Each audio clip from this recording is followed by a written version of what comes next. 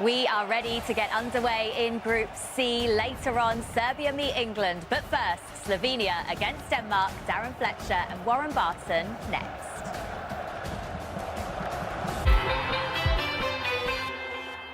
Geico can help when you're locked out with their easy app and 24/7 help.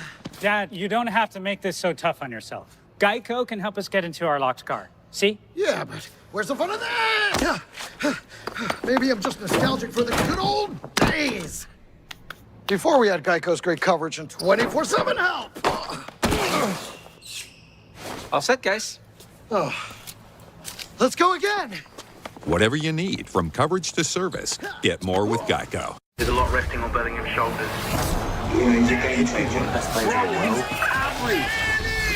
Well, it's only the weight of the nation. Just like it's only expectations. It's only the next big thing. It's only making history. It's only the beginning.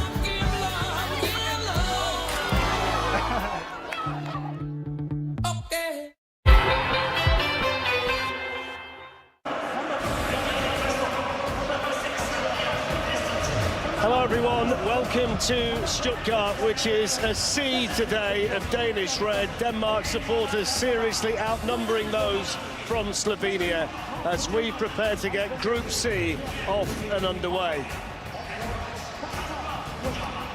So this is the Slovenian team. It's a 4-4-2 for them, built around the experienced goalkeeper Jan Oblak of Atletico Madrid and Leipzig's young striker Benjamin Šeško. It's a 50th cap for the centre-back Jaka Biol, a milestone for him. Cherin and Elsnik are the central midfielders with big responsibility, but only two of the starters actually play their club football in Slovenia. As for Denmark, well, they're a tried and tested group. And they start today with a back three. Christian Eriksen and Kasper Schmeichel both have over 100 caps. Andersen, Højbjerg and Andres Christensen bring experience of big situations. Jonas Vind partners Manchester United's Rasmus Højlund. 7 goals in 14 international games is an example of just how dangerous he can be from a Denmark perspective. England start this group as big favourites, but a win today for either of these nations will give them a great chance at the last 16. And I must say, Warren Barton, the stage is well and truly set. Danish red everywhere you look. If any team's under pressure today in front of their supporters, it's the Denmark players. Yeah, very much so. I think the atmosphere has been excellent throughout this tournament. And happy Father's Day, my friend. I just want to throw that out there. Happy Father's Day. I know you're a proud father. Absolutely. Happy Father's Day to everyone watching. So off we go. Group C underway here in Stuttgart. The white of Slovenia, the red of Denmark. And a really important 90 minutes coming up for both of them. Denmark, one of the more experienced teams in the competition. 8 players over the age of 30. Only 2 21 or younger. It is a tried and tested Danish team, and it may well be for this group a last opportunity for them. Yeah, I mean, a great point there, Darren, when you're talking about the average age of this team and the experience that you had. And you said about 100 caps for Kasper Schmeichel and Eriksen, and then you've got the centre pairings there where the 3 at the back are in that 50-60 cap mark. So yes, it is, but you asked me the question beforehand, can they be better than they was in the World Cup? And I think they can. I think they've got a striker that can score goals. I think he's got a talent to go all the way at the highest level. Obviously he's playing at Manchester United. There's been a lot of question marks, but I think he's an excellent player. He just needs that opportunity. Here's the Barcelona man, Andreas Christensen, the Danish footballer of the year. And alongside him, Joachim Andersen, who plays his football in the Premier League in England for Crystal Palace. And they're going to try and get the wing-backs forward. This is the first opportunity for Victor Christensen. As the Danes try and set up the early opportunity, it's fed in there towards Vind and Højlund in the middle, picked up now by Hjulman, the centre midfielder. And eventually Sibilia can make the clearance through the central midfielder, Adam Cherin. But this has been a good front foot start here by the Danes. Yeah, it's been excellent. And with that wing-backs, what they've allowed to do is make the field as big as it can. And now, when you're playing a back four, you've got to try and make a decision. I know that as a full-back. I don't want to go too far out because I'm going to leave space in behind.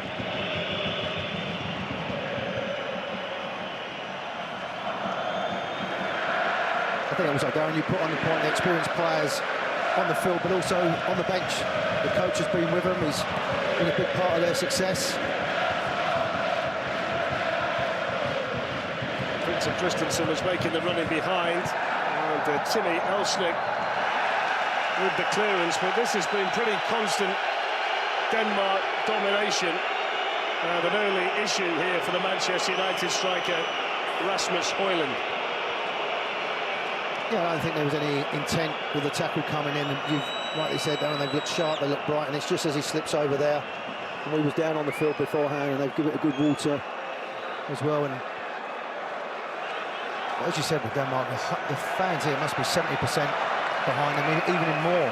And I was here 2 or 3 hours beforehand, and you feel a real comfort of being in that with the fans behind them. You know that as a player, you look up at the stand and you can see some familiar faces and people are backing you.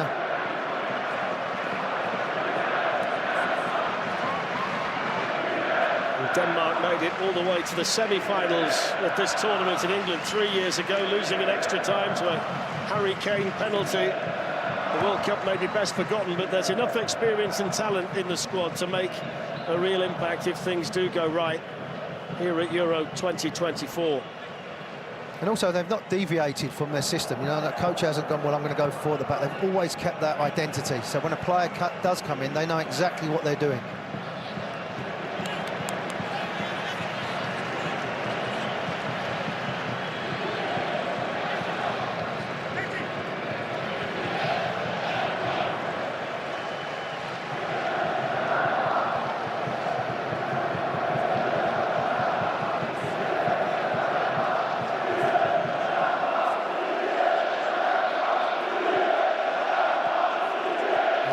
Atmosphere in here.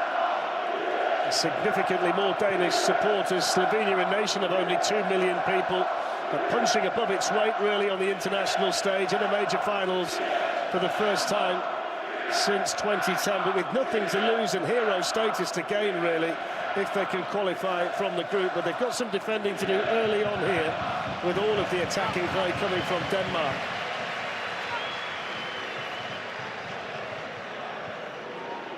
Yeah, Darren, I'm just watching here. If you're Slovenian back four as a defender, we've got to get further up the field. You've got to then translate that to the midfield players and communication, so you've got to get up. It does come from the goalkeeper as well, because you can't have another 10, 12 minutes of this where Denmark are just passing at will. We've seen that throughout this tournament, how Scotland couldn't manage that against Germany. This is what you need. You need an outlet. The first real chance to come forward, Stojanovic finding Sporar. The first bit of Danish defending to do, which was relatively straightforward. Yeah, poor cross in the end. Stover, he gets there. He wanted it earlier, but it was right to just wait and bide his time, but then just a little bit of quality that he needs.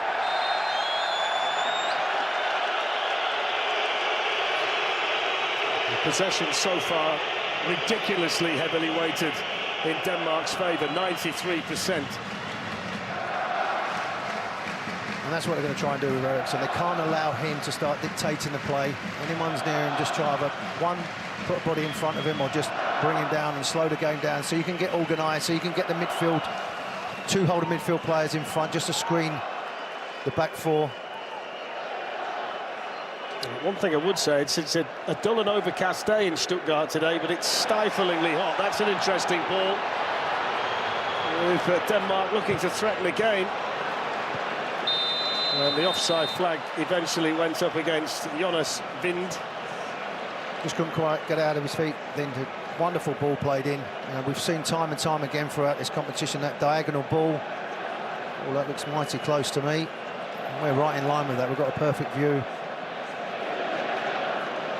But again, just couldn't quite get his touch out, and then he's got someone just closing him down. And they're going to have to defend well throughout this competition. And yes, they've got an outstanding goalkeeper, but he plays his club football in Germany.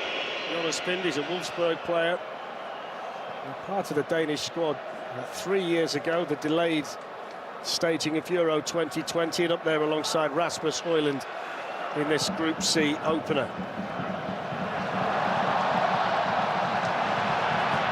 Here's Stojanovic, all the way through at the moment. Now Karničnik who's the right back in this 4-4-2 formation. Adam Cherry. I mean, this will do the players a world of good. They need a feel of the ball. They've never played in this atmosphere, some of these players, like you said.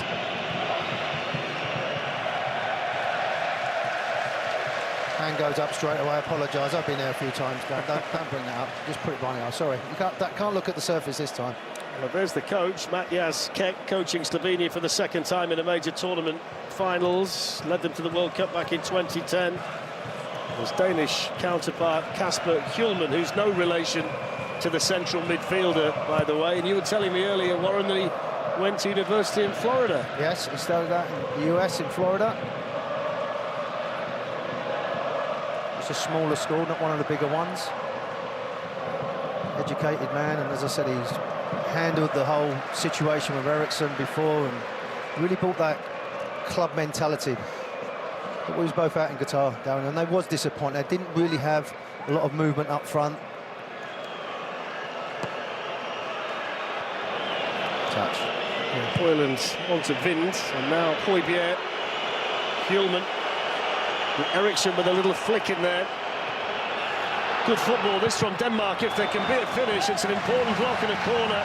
But they really fizzed the ball around nicely there, the Danes. Yeah, nice and bright, good movement, little 1-2 combination, always looking for a simple pass, not trying to overcomplicate it. And again, we've spoke about these wing-backs from Denmark, they're going to push on all the way, so that's the outlet. So as a defensive unit, you're going to come tight, and that's where the space is going to be on the outside.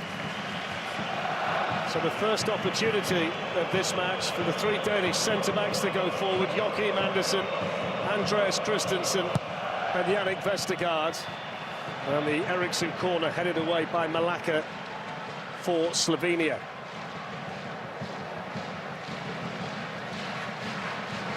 The two teams who qualified from the same qualification group and now find themselves together in Group C. The reason the Danes didn't have to go through the playoffs was the head-to-head record. Now, the sides drew in Slovenia in the qualification matches before the Danes won 2-1 in Copenhagen last November. All in all, they played each other 6 times, and Denmark have won 5 of the previous matches between the two teams. And they're the side that's made the better start, controlling the ball. But as yet, they haven't found a way to test the very experienced and reliable captain of Slovenia, Jan Oblak. Yeah, in that matchup as well, down they've scored 14 goals and really dominated for them games. But now you come into the Euros, it's a big competition, a lot of pride. If I'm Slovenia, I would expect this. You know it's going to come. You would have had a game plan, first of all, just to say, look, we don't want to concede. If we can start playing ourselves into the game, then we'll do that. Let them come on, and then if we can have a little bit of space in behind, because when you play 3 centre-halves, the areas is down the side, and that's what you know their full-backs are going to push on. So if you're going to get a chance, you want to just try and go down the sides, and like you rightly said, get it to the main man to him to cause some danger. The two wing-backs here, Alexander Barr of Benfica down the right, and then the 21-year-old Victor Christiansen, who was at Bologna in Italy, had a really good season in Serie A. He's on the left. Ericsson with the delivery, and that's going to flick over the bar and behind for a Slovenian goal kick. I mean, one thing we have had, Warren, at the start of the tournament, plenty of goals. 5 games to this point, 19 have been scored, but not on this occasion from the Ericsson free kick.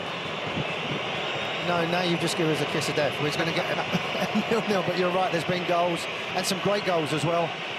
I was part of Albania getting that after 23 seconds against Italy, and then they showed their class, the Italians coming through. Elsnik dispossessed by Højbjerg, but they're really happy there, Slovenia, to hear the blast of the referee's whistle. Sandro Scherer from Switzerland, the referee. I think he just about got that right. Just about. And while I'm on of referees, I think they've done quite well as well. They've managed the games well. You obviously don't agree with that side. I was going to say, don't let Mark Clattenburg hear you say that. But Mark was one of the best, so he tells me.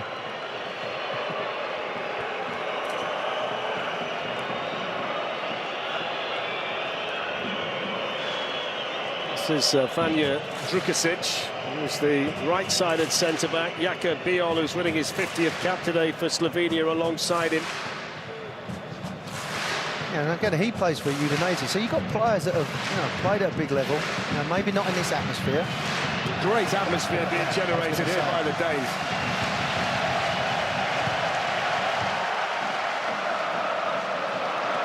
Yannick Vestergaard across to win his header. Here's Eriksson. Eriksson just starting to come a little bit deeper, so he can allow maybe Højbjerg to go a little bit further forward. A little bit of interchange, and if you're some really midfield players, you just stay in your position, let him drop off deep. He's not going to hurt you from 50, 60, 70 yards. It's more in that last 18, 20 yards where he's going to hurt you. And the game plan is obviously just to try and frustrate for another 10, 15 minutes and then just try and play in there. And what Denmark have to do, just be composed, just keep popping it around, asking questions, get a good feel of the ball, and now you're in a good position. A nice ball there by Christensen. Gets it back again then from Kuhlmann.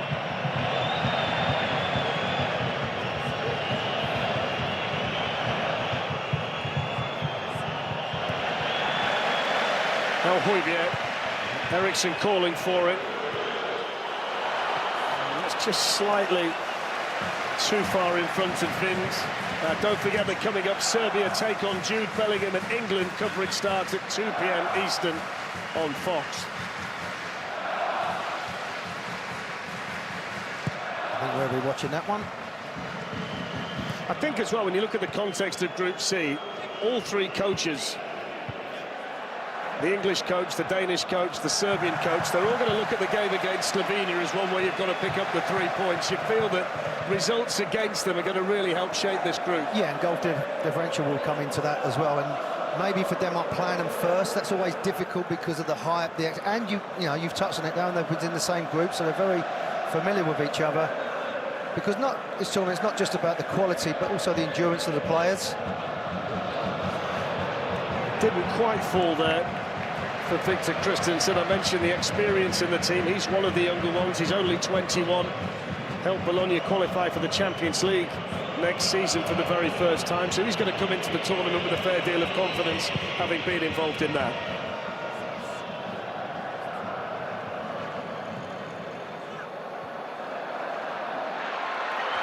This might be the first touch for Benjamin Šeško, and he's going to be the key man, I'm sure, for Slovenia.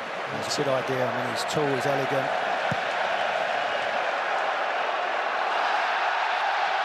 Well, Vind was caught late. Referee plays on with Højlund chasing. And Drukasic across. I mean, that was a fierce challenge in there on Jonas Vind. And I'm not surprised the Swiss referee just wants a word. And that's all it is, a word. It's one of them full-blooded tackles. He goes in, he's late, he's clumsy. The referee is perfectly angled again. They wanted more, on the bench. They want more. Obviously, they thought it was a card, but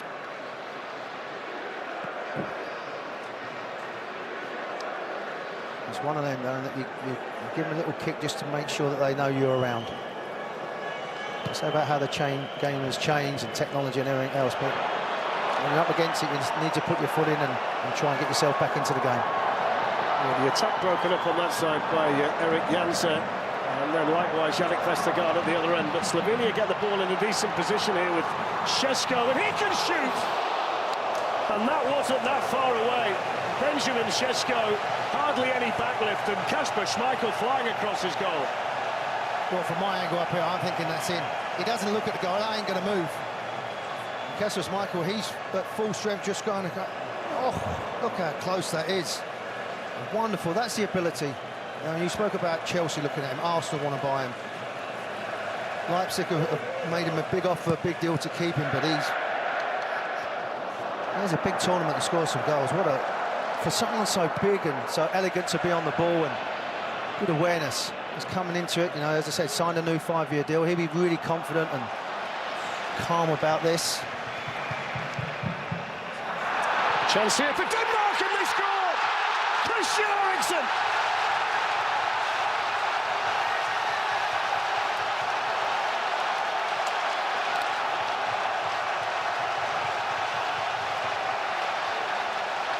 Tell you what, you could be more pleased for him either, could you? What a moment. What a story! What a story! It just keeps getting better and better. It's what dreams are made of. What that fella's been through. But just, he's alive, he's so bright, he's so intelligent. Everybody switches off a little bit, it's a devil, but just look at the movement. Look at where he knows where to go. He doesn't get attracted to the ball, but he caresses it, and then before it just hits it, he just puts that into the back of net against a world-class goalkeeper who has got no chance. Wonderful little touch. In 2021, the opening game of the European Championships left Christian Eriksen fighting for his life. And 3 years later, he's the toast of Denmark. What a wonderful moment. I mean, that just hits home from everybody. It's been a difficult time for a lot of people, particularly in the UK. But they love him. And look at the smile, that says it all. That is perfect. Simply perfect. Christian Eriksen. And just look what it means to him. I think, Dan, what it means to the football world, because we all remember. You know, the people in the studio were talking about what happened, how it was, and to come back and not only to play, but to play at the highest level and then get the opening goal. But a great goal as well. And don't be surprised if back in the studio there's a tear in Peter Schmeichel's eye, and that might be the case around this stadium here in Stuttgart. It's a wonderful moment, it really is. And Denmark have the lead only moments after Šeško almost put Slovenia in front at the other end. And that's the moment when the ball goes out of play. Slovenian players sort of relax, and that's when you've got to be on your toes. You've told that as a player, defending where we're alive. They throw it in quickly, little flick, great touch, put it in the back of the net.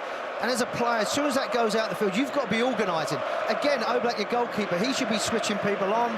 They don't, but the person that is away, the person that sees it, the person that realises where the ball's going to come. So Christian Eriksen lights up Euro 2024, his 131st cap for his country. Only Simon Kjær's played more for Denmark. And he gets Group C off and running with a wonderfully taken goal. Now then, here's early for Slovenia, and Šeško was in there. That's really good defending by Barcelona's Andreas Christensen. And ex-Chelsea players just see the danger. I think it just takes too long, that split second. Can he pull it in a little bit earlier? Looking at there, we might have kept on and the flag stayed down. Now put it in with pace, but he just sort of scuffs it a little bit. And gives him enough time to come across. But set pieces would be something they did well in the qualification. It's a chance for the centre-backs to go in there, Biol and Drukasic. Well, he's 6'2", he's 6'3". Someone in front of Schmeichel as well, so he don't come out and claim the ball. That's Timmy Elsnik right on Kasper Schmeichel's toes. Timmy Elsnik, who might just be sniffing a chance in there. Cherin's come out to take this corner.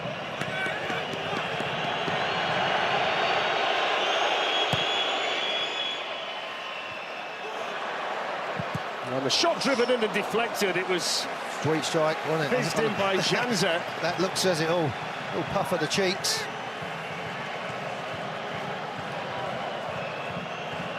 Hit it well enough.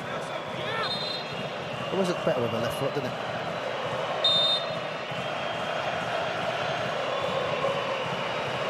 So in again from Cherin. And blocked relatively straightforwardly by Manchester United's Rasmus Højlund. Here's Stojanovic. I don't mind admitting, Warren, that when the ball hit the back of the net, Eriksen's goal, it just sent a shiver up my spine. Yeah, it did. And when you were selling him at the moment, and it just really hits home.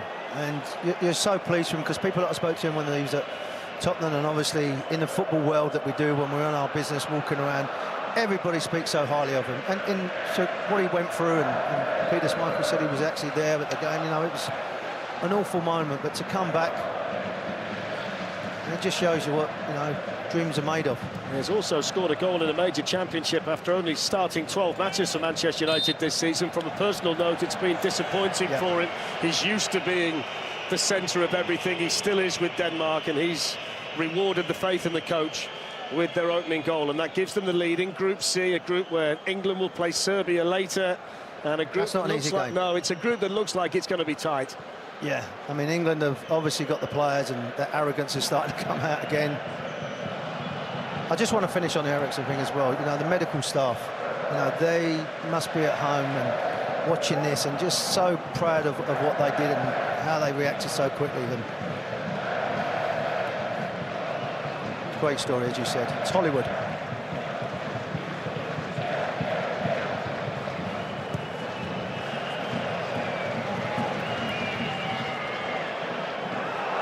A little lack of concentration there from the left wing back.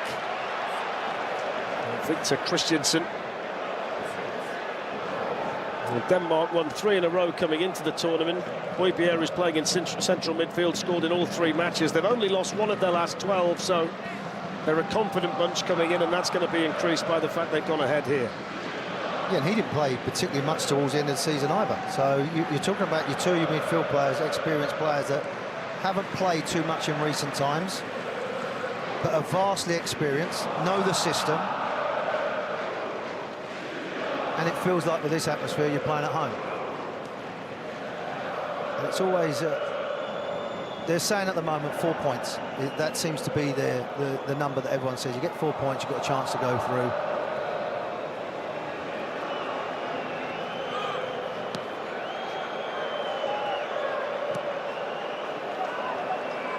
Well, don't forget that Team USA start their Copa America campaign against Bolivia next Sunday on Fox. Coverage starts at 5 p.m. Eastern on Fox.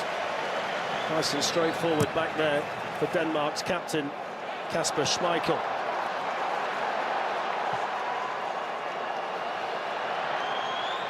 Karnic. They need a runner in behind. You need to, because you're pulling out the wing back, you need someone on the outside, either overlap, play little combinations, or switch to play. Jan to the left back, trying to do that down that side, and then Malaka with a header that goes out of play. I mean, one observation I'd make about this Slovenia team, there doesn't seem to be a great deal of pace in the side. If you think about the 2 strikers, Šeško and Sporar, they're quite similar, they're quite tall, they need service of a certain kind. There's not really anybody that's going to frighten the Danes in terms of speed out there at the moment. But if you were going to do that, then you need runners from midfield. You know, if the 2 centre forwards are going to pin up against the 3 centre halves of Denmark, then you need your midfielders, because it's 3 against 2 in there at the moment. Ericsson will drop deep, but he wants to be further up the field. Oh, as I said before, he's played the ball down the side. Interesting ball in there. Sporar took it early. Flag goes up. Offside flag against him, and quickly across, by the way, was Andreas Christensen, who's the centre of this Danish back 3. But when you're playing games, and you've got to try that. I mean, it may go offside again, but just do it a couple of times, because a natural reaction as a defender, I'm going to drop off. And then you can make that run in behind and then try and get it to feet. If you're not going to run them in that, because you said about the pace, do them with some movement. I'm going to take you deep. No, I'm not. I'm going to come short, and then maybe one of your midfield players can join in.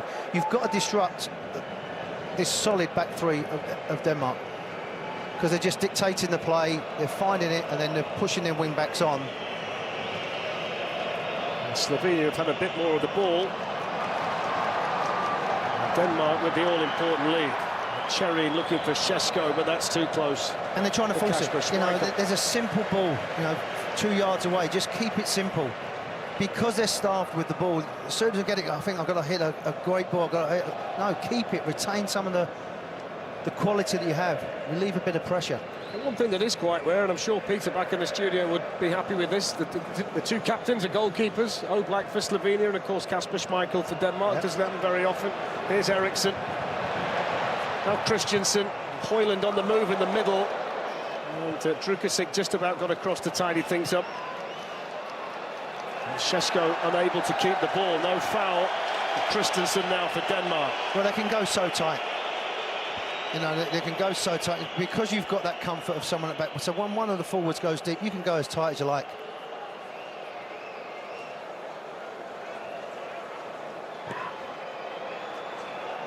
Target on that side was the wing-back, Alexander Bar.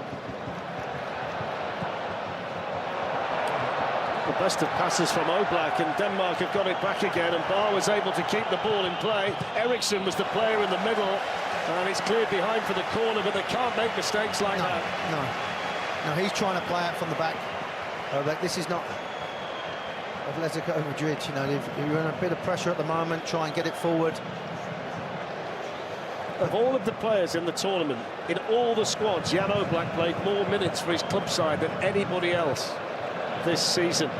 Beaten once so far today by Christian Eriksen, and now Denmark have set the 3 central defenders in there for this Eriksen corner.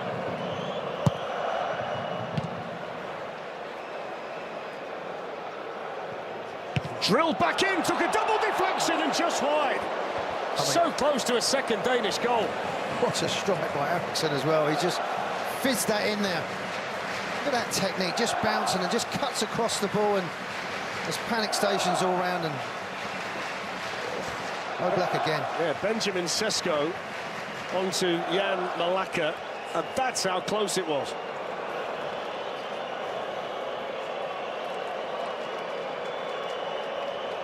So Eriksen from the other side.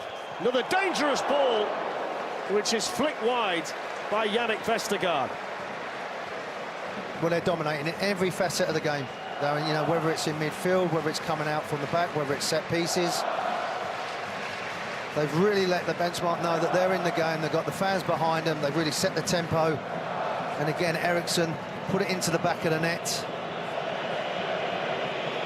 I just loved his movement. You know, he goes a little step to the right and then he goes in behind because he knows a flick coming.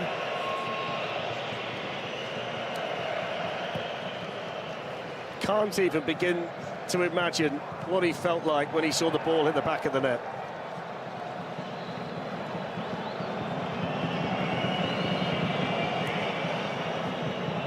So Slovenia 0, Denmark 1, with about 16 minutes of the first half to go. The first half where Benjamin Sesko's had a good long-range opportunity for Slovenia, yeah, but in general play, they found it really difficult to build anything.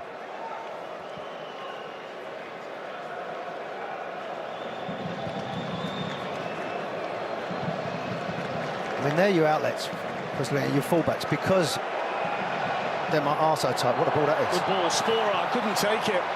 Had his touch been better, he would have been one-on-one with Schmeichel.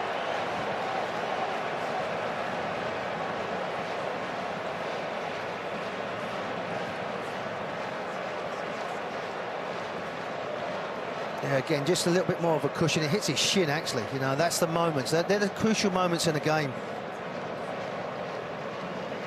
Plays his club football in Greece for Panathinaikos, had a spell in England at Middlesbrough. Andras Spora. And I'm afraid in big tournaments like this, situations like that don't come along very often, and they can often be the difference between winning games and losing them. Especially in a game like this where you are finding it difficult to generate good opportunities.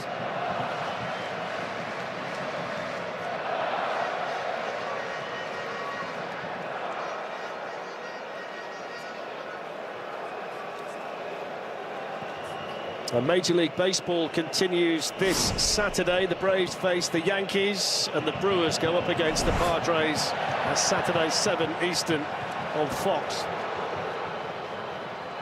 Højbjerg. Hjulman looking to try and get the ball back to Barr on that side. Tidied up by Jansa.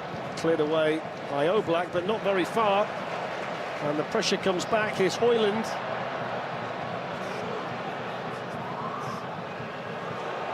The outlet. Just keep it this way, just keep it moving. There's the chance to counter. Cherry. Šeško's made the run through the middle. Spora, the number 9. And away by Vestergaard for Denmark. Yeah, Spora had a better option just on the edge of the box, but he is a willing runner. He is the one that's made the effort to go down the channels and try and retain the ball. Maybe his decision-making could be a little bit better.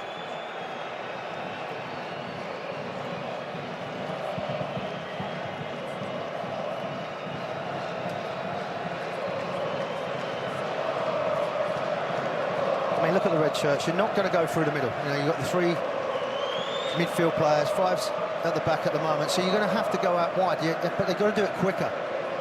It's taking too long, 3-4 passes to go there. You can shuffle it off now. Now you're man for man. You've got to do it quicker.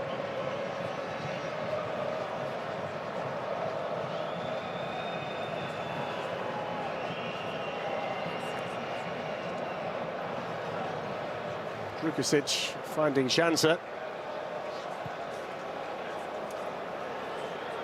Biol. It's not a bad ball either. Stojanovic was the player who made the run from midfield, the kind of runner that you were asking for. Yeah, and because you've got 3 centre-halves, you're picking up the 2 forwards, so one of you's got to communicate, but again, he's done it.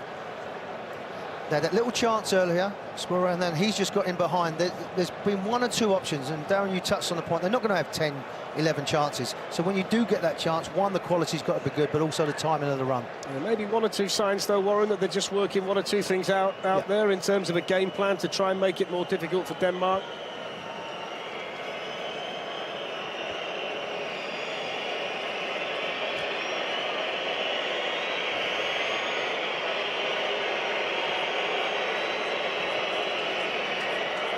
Here's Anderson. Now Bar.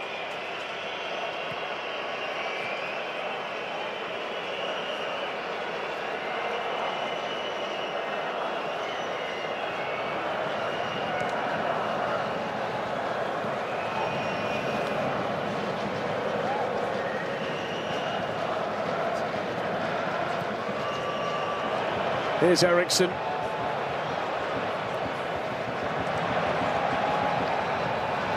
Coming in this side was Victor Christiansen, who got his head to the ball. Christian Eriksson now patiently waiting for it. Just taken away from Højlund in the middle. That's brilliant defending by Biol. That's why he's played 50 times for Slovenia. That's a wonderful challenge. Yeah, gets goal side and doesn't allow anybody to get in front of him. Good body position just to block it off. But again, it's Eriksson involved. A little pass earlier on, but good defending. It's that little bit of quality, isn't it, that Denmark's number 10 brings to the game when he gets on the ball in and around the box. He's such a factor. Now he's out to take the corner with the 3 big centre-backs of Denmark in there once more. Yeah, set pieces hasn't been great so far. It's flicked on in there by Anderson.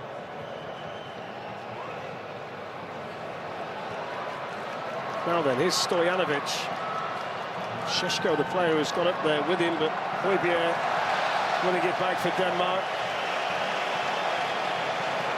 You can almost sense the frustration down there from the Slovenian players that they just can't get enough men forward to really make it difficult defensively for Denmark right now. Yeah, I've played in games where you're starved of the ball, so every time you get it, you think you've got to try and go by yourself, and by your second guessing, someone just takes it off you, and then you give it away, and not only physically, but mentally it drains you, because you can't relieve any of the pressure. You keep giving it away, and then you keep dwelling on the ball too long, and they take it off you. Then he starts popping around Eriksson and finding different angles. This is Jonas Vind out there towards Alexander Bar. Jansa away for Slovenia.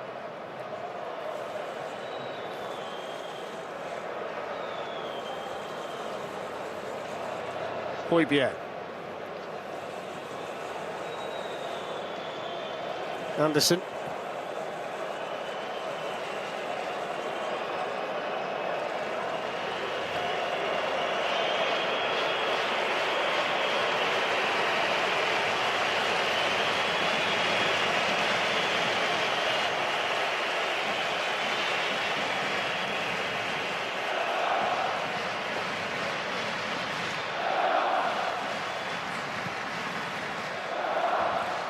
Rasmus Højlund beaten to it. I mean, he's a player they've not really been able to get into the game too much, have they? They're number 9, Rasmus Højlund, who had an interesting time at Manchester United, found it difficult to score, went on a run, got injured, then found it hard again. And you do kind of feel that if they are going to go deep into the tournament, he's got to be a legitimate contributor more often than not. Yeah, he will get the service, and again, because they're so organised at the back, there's not a lot of space for him. As maybe the games open up and again gets a better feel of the competition, there's no doubt of his quality, and he can score goals. Just looking at the Slovenian supporters, and they're doing their best, but there are so many more Danes here than Slovenians. Here's their big hope, Benjamin Šeško.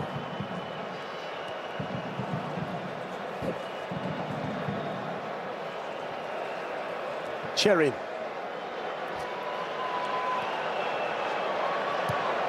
It's played in by Karničnik, and no chances taken by Bar, so corner to Slovenia.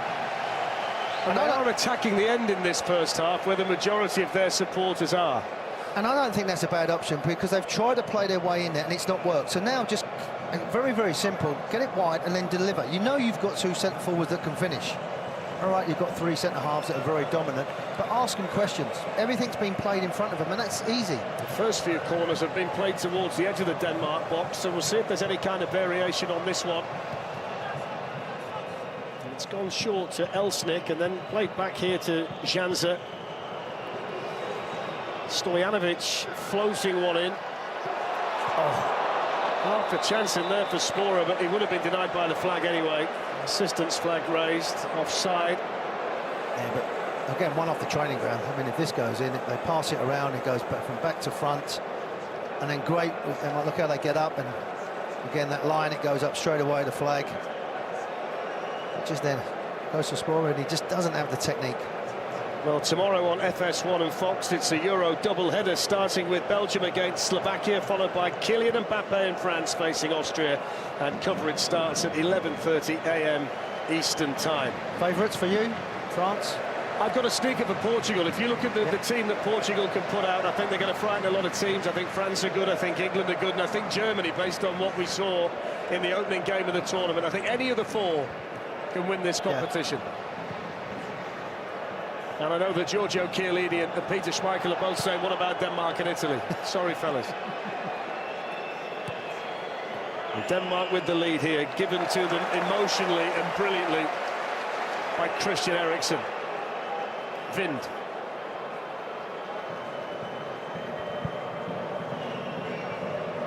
Eriksen's in that little pocket, exactly where he wants to be.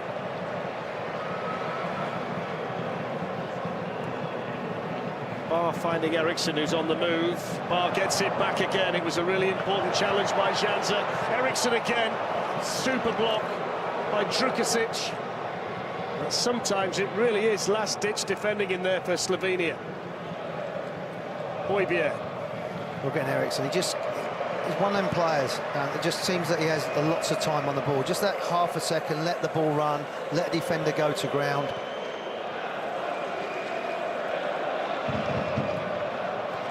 Christensen back to Højbjerg. The Bar's made the run, he's the target. And they'll settle for the corner, but it's a fantastic run by the wing-back from the right. And you can see the defenders, because they don't know who to pick up. This is a perfect angle. As it comes out, it's come from one side. He's making that run inside. They're not creating angles, they're not staying out wide. They're actually going to be the second centre forward making that run. And again, that's another desperate defending. You see one on the floor, spins up. First appearance in the finals for the wing-back. He scored on his international debut. He's only winning his 12th cap today, but he's made a good start. Eriksen with the in-swinging corner, which is dealt with by Jan Oblak.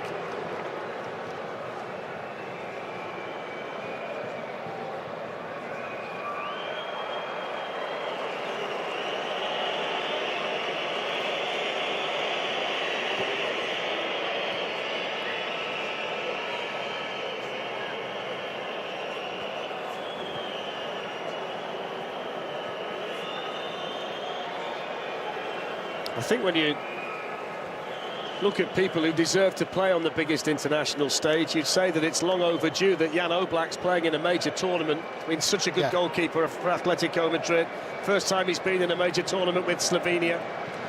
He's been such a good player for so long, one of the best goalkeepers in the world. Yeah, there was maybe, what, 4 or 5 years ago that arguably was the best goalkeeper in the world at Atletico, and I think you were saying the clean sheets over 200, is it, and so many appearances, and he's still, again, vastly experienced. It's an astonishing record, 205 clean sheets in 445 games for Atletico Madrid. He's been voted the best goalkeeper in Spain 5 times.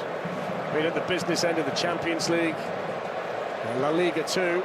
Beaten today though by Eriksen. Here comes Denmark again, good defended by Karničnik.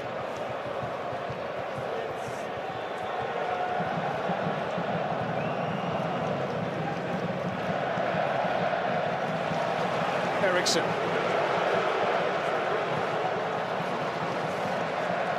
Shot charge down in there by Elsnik. Here's Højbjerg.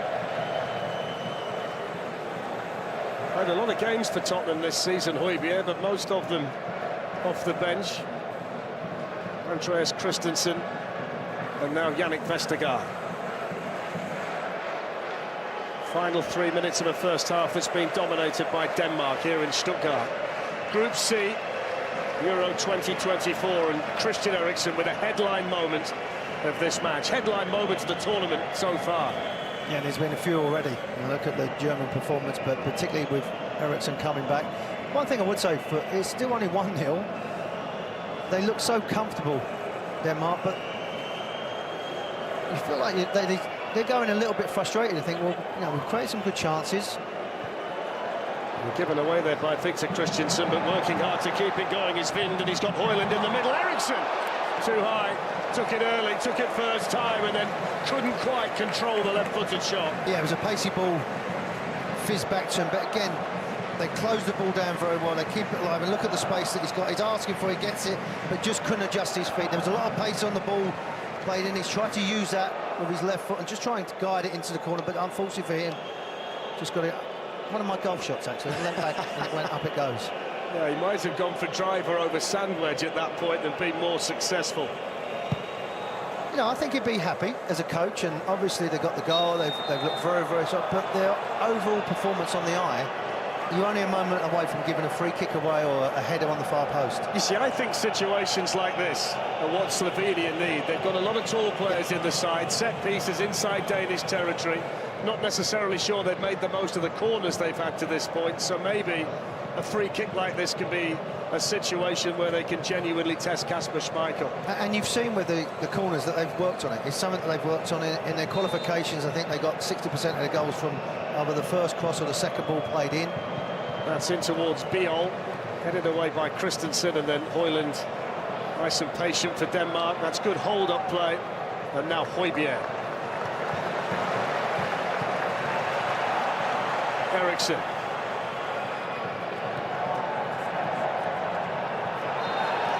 Well, they're going to pull it back for that late challenge on the Denmark number 10. Tell you another thing that is interesting, where he's going to play next season, Christian Eriksen. This might be an opportunity for him to show clubs what he's still got, based on the fact that it's unlikely he's going to be at Manchester United. Yeah, I mean, he'll have personal pride to say that it's not worked out there, and it looks like they're going to change a lot of things around. He's still got the talent, still got the ability, and it just shows you with that goal, he's got the quality and the understanding. Because everybody else has switched off. He's the one looking for the second ball just to spin around the corner and get it.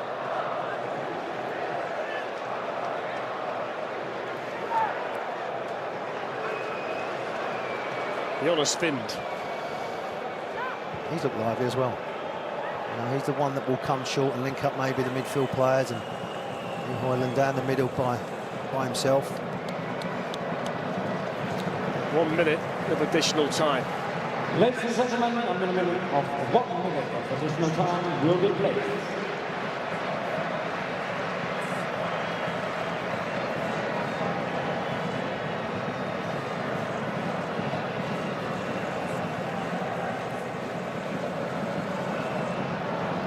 Given away by Timmy Elsnik. They've been guilty of that on more than one occasion first half. Slovenia. Here's the Denmark left wing back Victor Christensen. That's a little bit too high for Vind. Picked up now though by Bar. And they've got three in the box waiting for the cross. Hjulman. Defended on that side by Erik Janser. And now back with Andreas Christensen. Yeah, their body language now, Slovenian players, just look a bit deflated, but 1-0.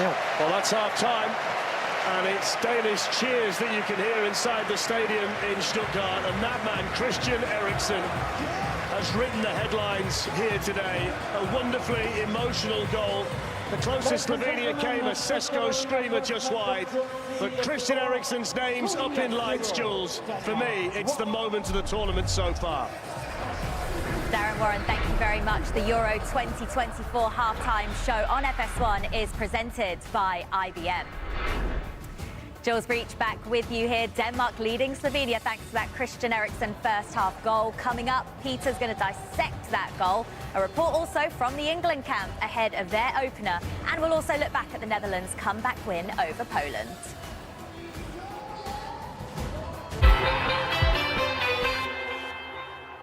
If your business needs a new application, then developers will have to write code. A lot of code. If an application needs to be modernized, then you'll need time, resources, and caffeine. If this sounds daunting, then use Watson X Code Assistant. AI designed to multiply developer productivity so you can generate code quickly. Let's create a more modern foundation for business with Watson X Code Assistant. IBM, let's create. The show-stopping BMW i4 is electricity in its most powerful form. A perfect fusion of iconic handling and cutting-edge sophistication. An impressive range and the power of over 500 horses stampeding at a whisper. It's 100% electric and 100% BMW. BMW, the ultimate electric driving machine. Release the 2024 BMW i4 eDrive 35 for $449 per month. The Summer of Stars continues today with live coverage of the Euros on Fox. Today on Fox, it's the inaugural United Football League Championship. Kick it off, baby. Let's rock. The Birmingham Stallions look to lock up their third consecutive title in a showdown against the San Antonio Brahmas. The 2024 UFL Championship, today at 5 Eastern on Fox. Aldi doesn't have sales on grass-fed beef that could end any minute. Just low prices, always. Got water. Open the bar. Work. Play. Blink. Relief. Blink. Thriven helped me understand that money is not scary, that it is actually a really powerful tool.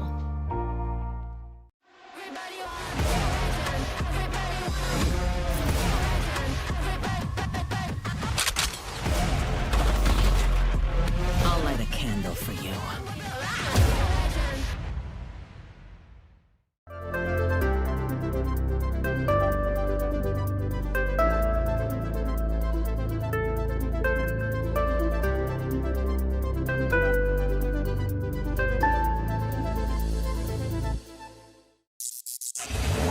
Sticking the landing? Not as dependable as interstate batteries.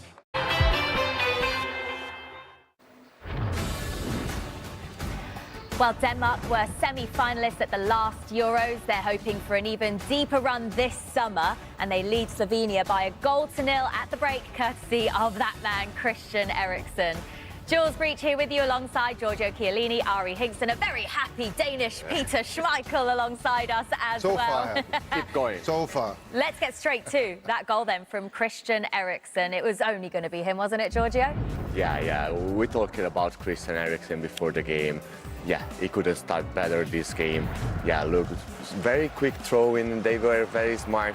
The Slovenian guy wasn't ready to be that fantastic pass from Win, and yeah, what a score, and yeah, what a celebration. Yeah, look at his smile. I love that. Wind-assisted goal for Denmark. You love this gameplay with the words. We talked about it at set pieces. You can't switch off. And the way that Bar just took the ball, and half of this goal goes down to Bar being so quickly with a throw-in because you can't switch off for just a second. Yeah, and you'll be punished. If you have these details, you'll be punished at the Euros. In the best way. 1,100 days after his cardiac arrest, he is on the score sheet and putting Denmark ahead. It's quite something. Time now for the creative moment of the half, sponsored by IBM. Let's revisit that goal now and get Peter's take on it. What really pleases me with Denmark's first half here is how well they play and how well they are positioned in according to each other, how much they help each other. We look at the goal here. You see what Christian Eriksen is. I said before the game, we need him further up the pitch, and he is there all the time. That little interaction between him and Jonas Vind is just perfect. That little touch there, great little touch. Jonas Vind has had a few of those touches today. He's playing really well, but I'm especially happy for the way that Denmark are controlling the game, keeping the ball, always helping each other, putting pressure on the ball at the right moments, in the right areas, and then when they get the ball, trying to create something. I think they're playing really well. I remember that one guy in this table asked to Christian Eriksen to stay closer as possible to the goal. Push him forward. But they got to be careful, though. Every now and then they get caught in between the centre backs with the long ball through. So far, it's been really sometimes on, sometimes offside. But these deep runs from Slovenia, they got to be careful with this better and drop a little bit early and then push forward again. That a concern heading into the second half?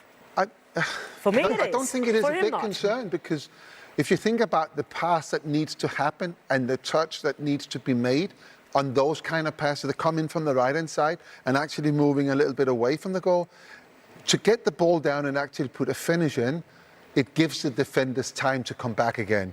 So I'm not too worried about that. Of course, if they're far up the pitch and you give that player much more time, yes, it's a worry. But so far, I think everything looks to be under control. So far, so good for Denmark.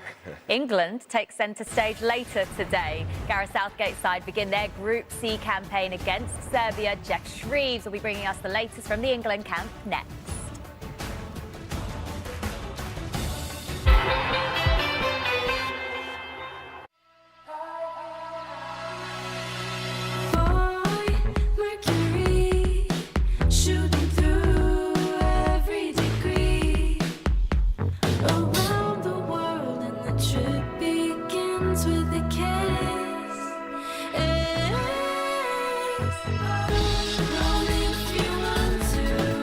Find space at Spring Hill Suites, the official hotel partner of U.S. Soccer.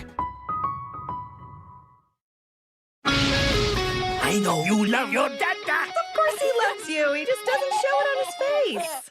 Or with his body language. She's got a smile that it seems to be. Come on. No. Good job, Junior. Where'd you go? Illumination's Despicable Me 4.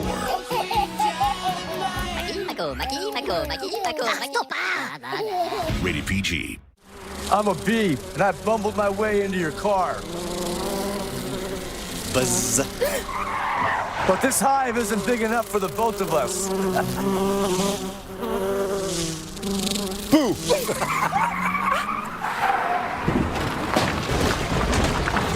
Oh, wow, what a buzzkill.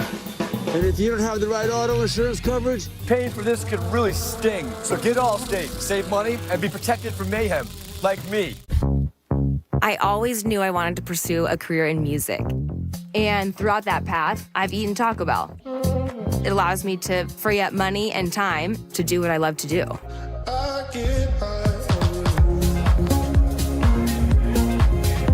I can then spread as much joy as I can on the dance floor and be visual representation for others so that they believe they can pursue their dreams as well. No matter what rituals you have, con T-Mobile, asegúrate you are ready for the game. ¿Pelo listo? Listo. Get 4 lines of unlimited with international calling included for just $30 per line. Ready? Dois beijos, ¿tá? Dos beijos. ¿Están en el auto? Obvio, como siempre. Además, you can save on every plan versus Verizon and AT&T and get 4 Samsung Galaxy S24s with Galaxy AI on us. Estamos ready.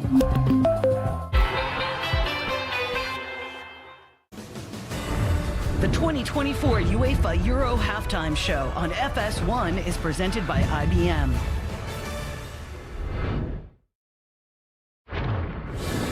England came agonisingly close to winning the last Euros. Later today, they kick off their campaign against Serbia in Gelsenkirchen. For the latest on England, here's Jess Treves. Jules, most of the whisperings are centring around Trent Alexander-Arnold and whether or not Gareth Southgate will play him in midfield tonight, despite the fact he plays at right-back for his club, Liverpool. Southgate said on Friday, "We think he offers something different to the team, something that we don't have. And his passing is world-class, without doubt. So if he does play him there, it's a very, very positive and indeed bold move." Mark Gay should come in the place of Harry Maguire. He could be in for a real test tonight. Mitrovic, a very, very physical player. And of course, on the left-hand side, it'll be Kieran Trippier come instead of Luke Shaw, who's currently injured. So that means there are 4 right-footed players in the England back four. That could be something the Serbs look to exploit. Gareth Southgate has a kind of image as a a conservative coach, which is in many ways unfair because he's actually got the second highest goals per game ratio of England managers. Germany and Spain posted big statement scorelines in their opening games. I think this England squad won't be frightened by that. They'll look to do the same. Back to you in the studio, Jules. Jeff, thank you very much. England are desperate to lift their first major trophy since the 1966 World Cup. Harry Kane and company begin that quest against Serbia. We'll bring you the team news and the coverage later today, live on Fox. Earlier, Poland faced the Netherlands in Group D, guys. This is how it went down. Yeah, here great offensive marking by Ake, pass to Capo, Reeves with a shot and deflect of Salomon and find the back of the net. And Nathan Ake had himself a game. He even ordered a second assist with this little nice cross in. He finds Weghorst, who was only subbed in a couple of minutes ago, and his first touch, just a clinical finish. Didn't shoot it too hard, just simply placing it into the corner, and no chance. 2-1 Netherlands. And here they got to celebrate. They enjoyed those celebrations, didn't they? And Denmark are now hoping to follow in the footsteps of the Dutch and pick up 3 points today as well. They lead Slovenia by a 1-0 at the break.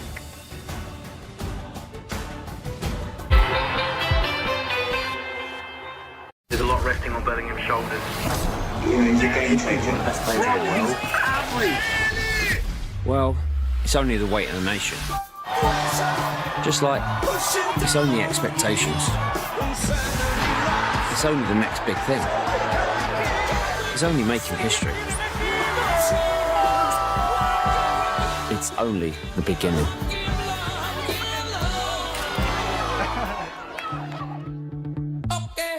Geico can help cover cars, homes, motorcycles, and even accordions. Pretty liberating knowing Geico can help insure our car. And with our home insurance, your accordion, too. We're not the only ones out here taking advantage of Geico. Smoke him, Edna.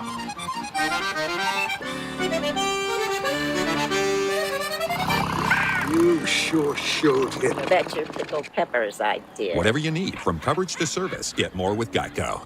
Next Sunday, it's a summer of stars as the U.S. hosts the world's best players for Copa America. The U.S. men's team looks to make an historic run. This is the championship of the Americas. USA versus Bolivia, next Sunday at 6 p.m. Eastern on Fox. 6 free wings with Buffalo Wild Wings Go? That's a terrible business decision. Someone's getting fired. Cash back big with Chase Freedom Unlimited. Earn a $200 bonus. With no annual fee and 0% intro APR. How do you cash back?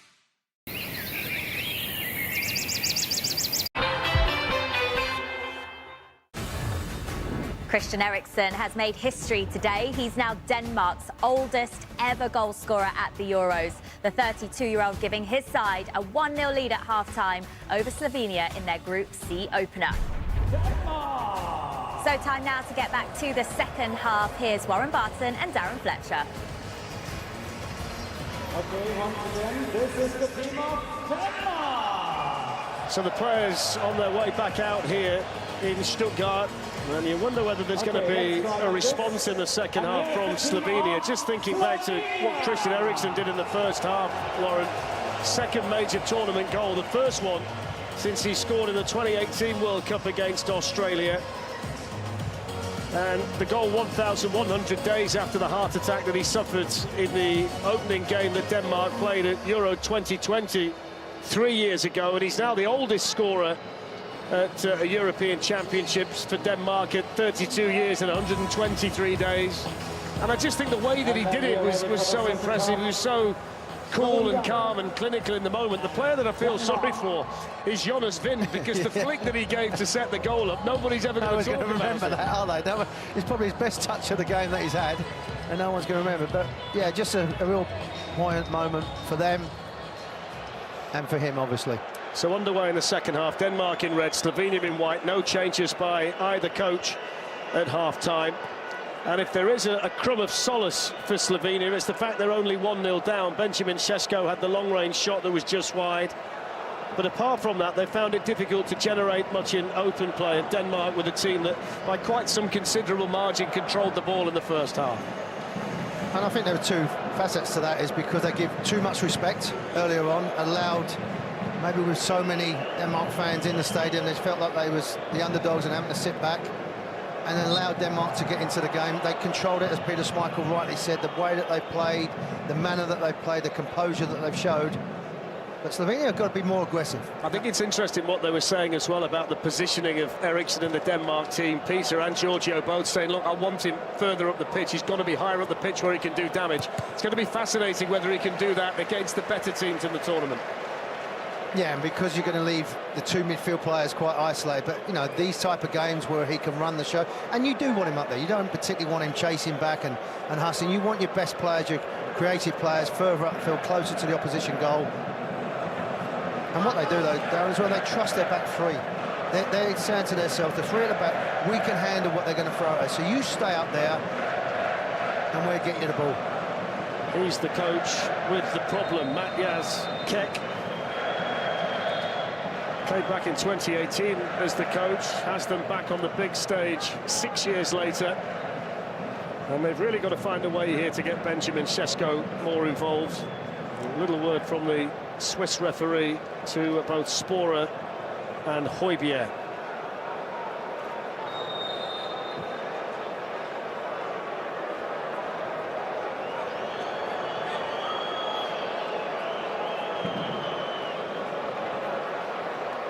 Little flick there by Højlund. Now Vind. Rasmus Højlund now can have a run for the first time today. That's good defending, though, by Vanja Drukasic. Timed the challenge really well. Vind on the ball now for Denmark. I think he was hoping that Højlund might come a little bit shorter there. And yeah, he did. He tried to catch his eye to come in, and he'd already made his mind to go back. Just trying to understand that little bit of communication, like when they come in, but good defending again. And they've had to. They've had to be clean tackles, good tackles. Flick by Vind, eventually cleared away by Cherin. And the second half has started the way the first half was played. Denmark in possession of the ball and controlling things out there pretty much in the main. Anderson's ball.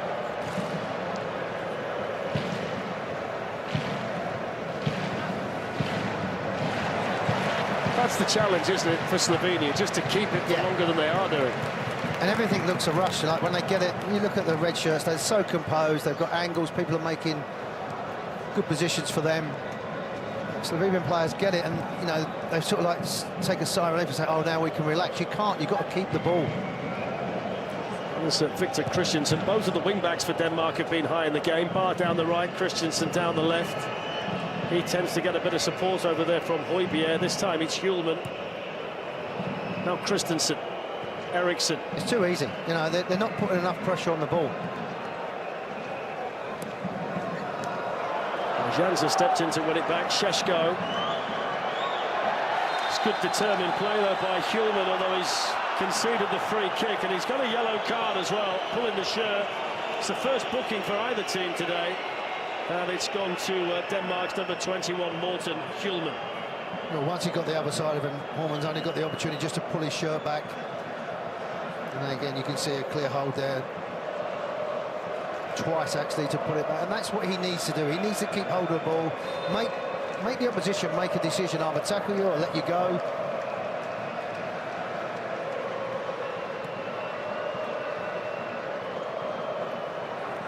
Šeško in the up front, he's got to make things happen as well. You know, I'll tell you what, Anderson went flying in there. He was lucky there was no contact, and in the end, Christensen has to get across to make the clearance. He was quite reckless there, wasn't he, Joachim Andersen?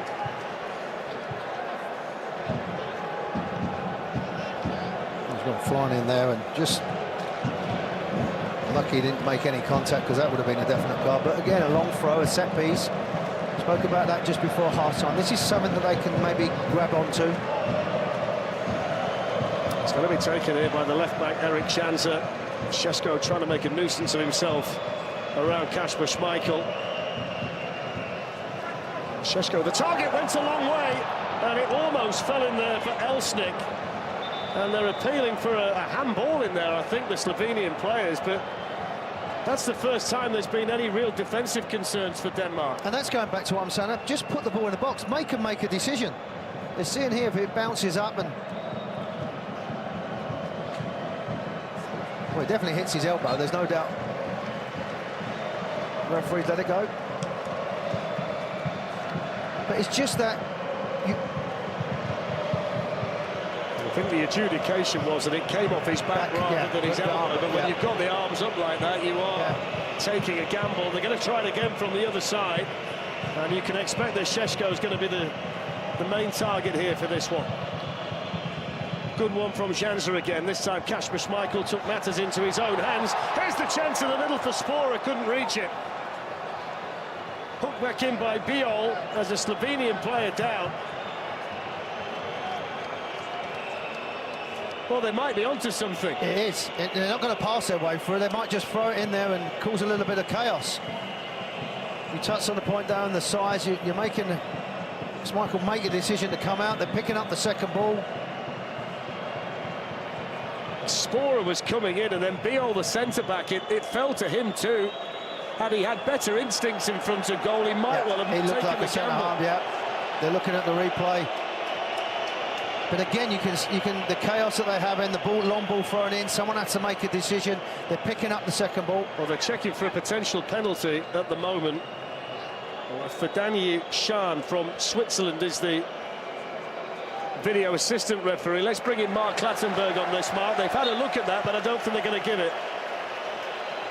Yeah, what we've got to remember is what the on-field decision is, and the referee quickly waved it away and doesn't give a penalty, so therefore the VR's be a clear and obvious error, and I think that one stays on the field. It wasn't enough contact from the defender.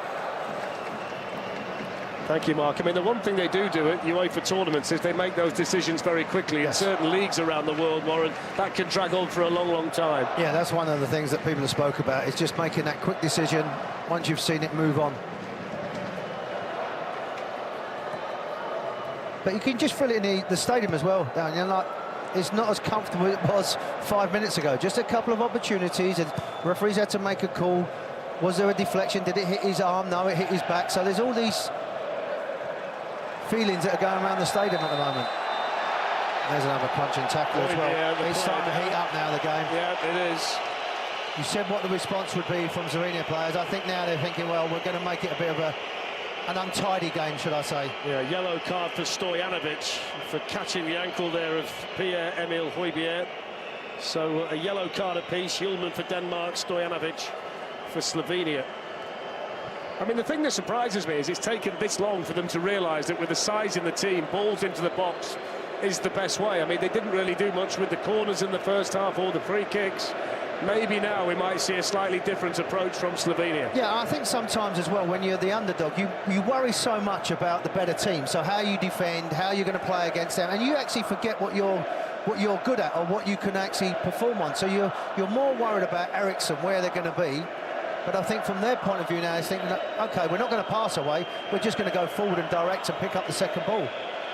It's just livened up the Slovenian supporters inside the stadium as well. A bit more belief for them. Eriksson with the free kick, whips it off just wide. Christensen was coming in, the number 6, but they got so many around the ball. Wonderful ball in from Eriksson. Yeah, not only the pace of the ball, but the direction, and it's actually the defenders coming back to high line. Oblak's got enough space to come into, but he had no reaction if that nettles in. It's a really important touch from Jakob Biol, the centre-back, to divert it wide. So corner to Denmark. Eriksson's delivery. And Biol again, the big number 6, who's been an important player for them in there. And that's a clumsy challenge on bar by Stojanovic, who's just been shown a yellow card. So he just might need to calm down a little bit. Yeah. I think if you're one of his players just walking past, just tell him to think, and you're seeing it there. He's clumsy, he's late, he just lands on top of him. He's not going anywhere, the Benfica, but just let him go out the field. It's giving him a chance. Now, don't forget that coming up, Serbia takes on Jude Bellingham in England. Coverage starts at 2 p.m. Eastern on Fox. That's also in Group C. Well, we're really looking forward to that one.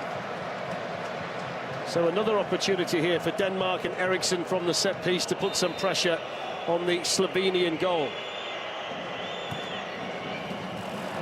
Went in there towards Højbjerg, who straight away signalled that that might have hit an arm of a Slovenian player. Højlund.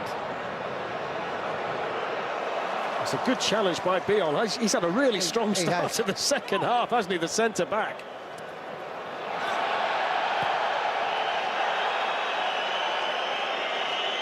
Here's Barr, but now Anderson. Hjulman.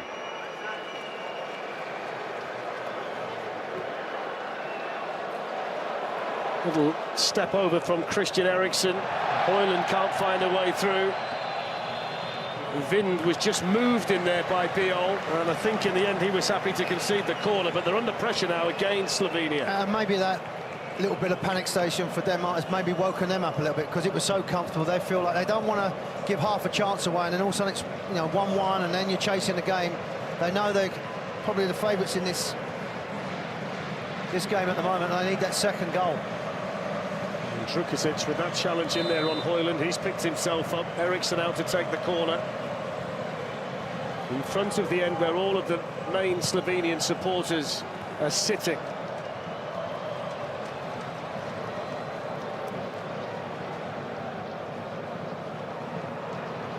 And Slovenia haven't lost yet in 2024. They started the year with a win against the USA, beat a Portugal team that included Cristiano Ronaldo in March, so they've got it in them if they can find a goal.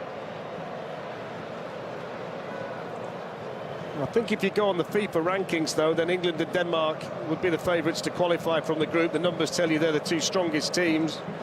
And it's up to Slovenia and Serbia when they play those nations to do something about it.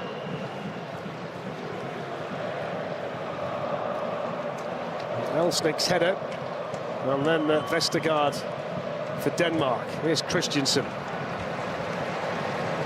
Serbia would be a tough game. I was doing a few of their games in Qatar in the World Cup, and one thing about them, again, they're another team that's organised. They've got a goal scorer as well. And it's a 26-player squad for all of them, and 10 of the 26 for Denmark play their football in England. 4 of them playing for Brentford. 3 of the midfield players are Brentford players, so there's a lot of English-based players in this Danish group. And the man who scored the goal today is one of them, Manchester United's Christian Eriksen.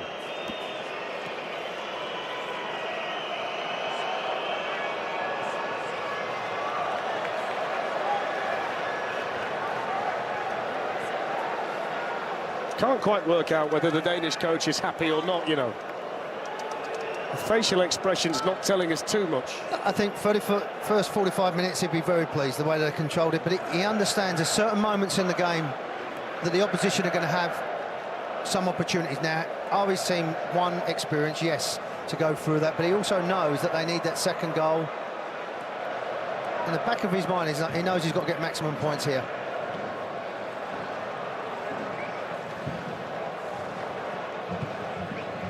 It's a lovely kick out by Kasper Schmeichel, effortless, just rolled it down his foot, pinged it out there to Victor Christensen. I don't want to make Peter unhappy because it's Father's Day, but I think Kasper's a better striker of the ball. Right. With his feet. I think Peter's far enough away for you to say that. But I'm still scared of him. Yes.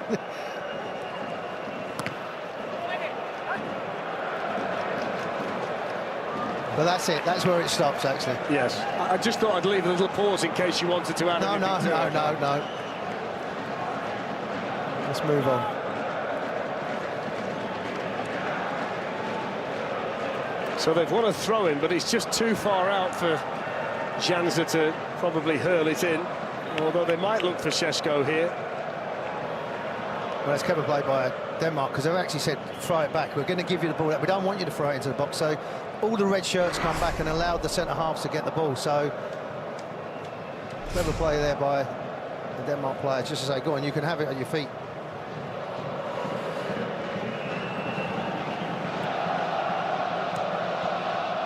And it goes to Šeško, and the offside flag up against Slovenia. I want more from him now. Šeško, we built him up. He's been doing great with Leipzig. Signed a new deal. He has got the talent, but now come and show it. The big stages here doesn't come bigger than this. Can you perform? Your team needs you. Firm challenge by Biol there on Rasmus Højlund. That's too far in front of Spora. But again, Spora's the one that makes the run out wide. He's not going to stay down the middle. He's the one that's going to make that little bit of width. There's the Slovenian supporters doing their bit for the team. I mean, one thing is worth saying, 60,000 registered players in Slovenia compared to nearly 1 million in England. And only 5 of their 26-man squad play in one of the top 5 European leagues. So you can kind of see what the coach is dealing with and how much they're up against it against a nation like Denmark. And I know you like your American sports, and one of their big fans will be watching this game back home. You know who it is. I do. Luka. I do. Luka Doncic. I know. And he's going to be kicking every ball, by the way. He's got his Mavericks back into it as well against the Celtics. He's got them in there. Make it a game. He's saying, I did my bit, now it's up to Cisco to do your bit. He's sitting down, got his feet up, ready to go, cheering them on.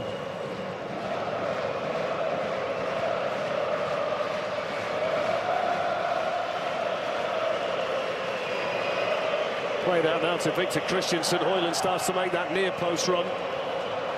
That wasn't the right ball for the run the centre forward actually made, was it? It's got to go near post, but he's expecting Mai on this right-hand side to make that run in. But because of that little bit of pressure, the Slovenian players have put them under, and they're putting their foot in, they're making it a bit uncomfortable. The Denmark players are not in that rhythm that they was in the first 45 minutes. Everything was easy. They could do exactly what they wanted, when they wanted.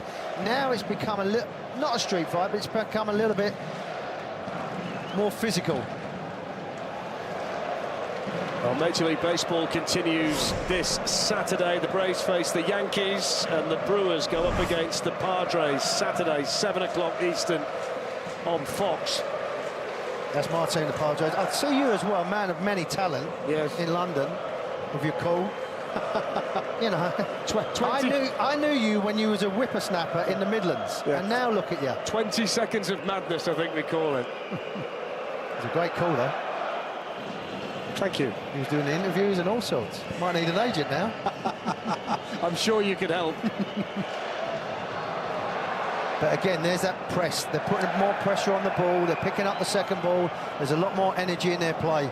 And just by really throwing the ball long, making a little bit of chaos, putting a seed of doubt in the minds of the players from Denmark. And it goes back to what you said, it's only 1-0. So for all of Denmark's possession, it's a slender lead. That's a good header in there by Vestergaard for Denmark.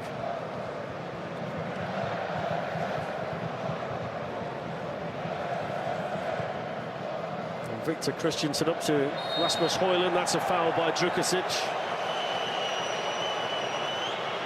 67% possession for Denmark. They've got to make as much as they can, Slovenia, when they have got the ball. I think the way they've got to play, though, Warren, means they need some kind of territorial advantage if they're going to be whipping the ball into the Denmark box and playing that way. But again, it might just be percentage. It might be a ball down the side, we get a throw-in. But they have got to start looking forward. They can't try and pass their way. Try and get it into your forwards a little bit earlier, a little bit more direct. Make them keep giving the ball away. Šeško battling hard with Christensen. The Barcelona man wins the battle. There's Tottenham's Højbjerg. Driven in towards Højlund, coming in, good save. Brilliant goalkeeping by Jan Oblak, and then blocked by his own player as Barr thudded it back in. Denmark so close to a second. That's teased in as well, just too high for Eriksson. Højlund looking to get it down, Drukasic with the header, and now the Slovenians can counter-attack themselves. Oblak with a brilliant stop.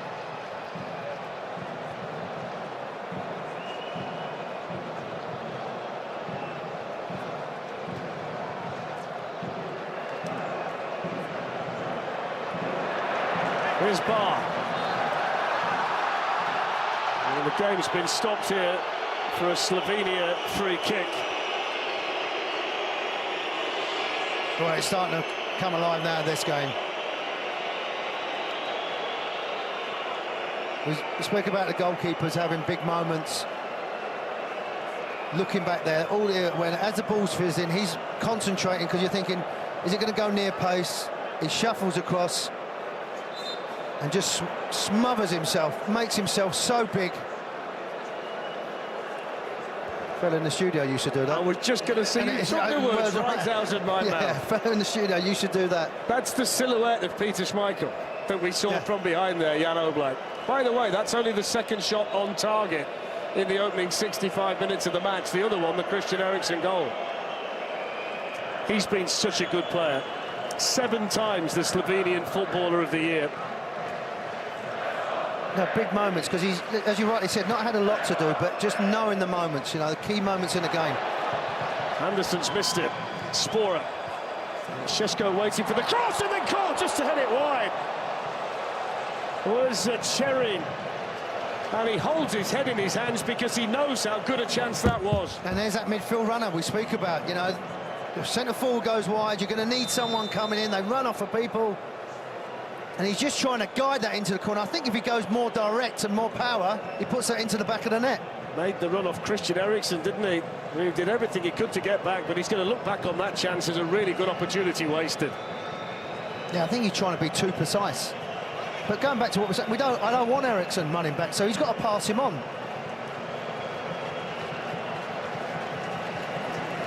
So changes coming, and Stojanovic, who's on the yellow card, replaced by the Panathinaikos player Benjamin Verbic. Is being replaced by number 7, Benjamin Verbic. I mean, look at the press now. They're trying to close down. Well, the man who's just come on, Benjamin Verbic, actually scored the late winner against Kazakhstan to qualify in November. So he's a man who has an important goal for his country. Now they'd like to see him get another one.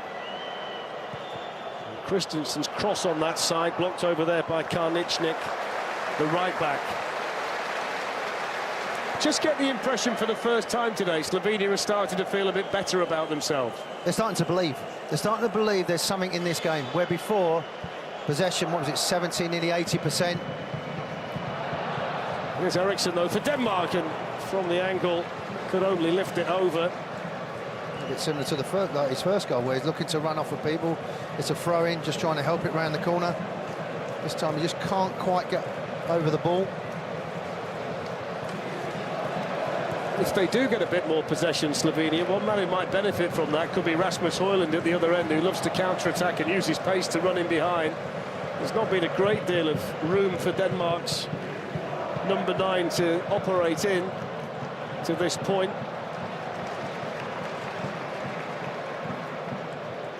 Oh, good touch again.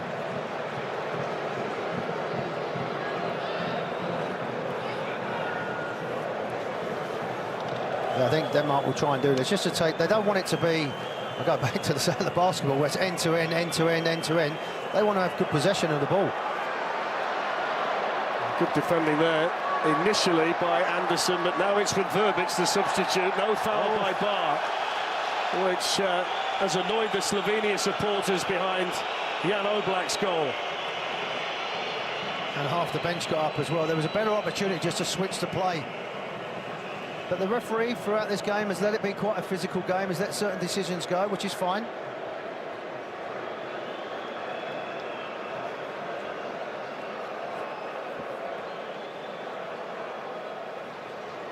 On by Hjulman. Good challenge over there by Jan Karničnik. And that's a foul by Christensen, so now they can get the ball into the Denmark box. These are the moments, Dan, like you rightly said, it's a bit of possession, they're going to try and get it forward. I think they're looking at Christian 10 coming in there and just bringing him down. And someone on the Slovenian bench has picked up a yellow card just while we're looking at this. There's a lot going on in this game, it's starting to get going. There's been a change. There's been a change, yeah. There's been a change. It's turned up and I like it. I like what I'm seeing. It's, you know, you're a European Championship, not come here just to get the T-shirt and go home. Lifted forward by Biol. Up goes Anderson for Denmark. Good touch by Højlund. Eriksen. Now Rasmus Højlund. And takes on the centre-back, Drukusic, who's been good in 1v1 situations today. He's been excellent.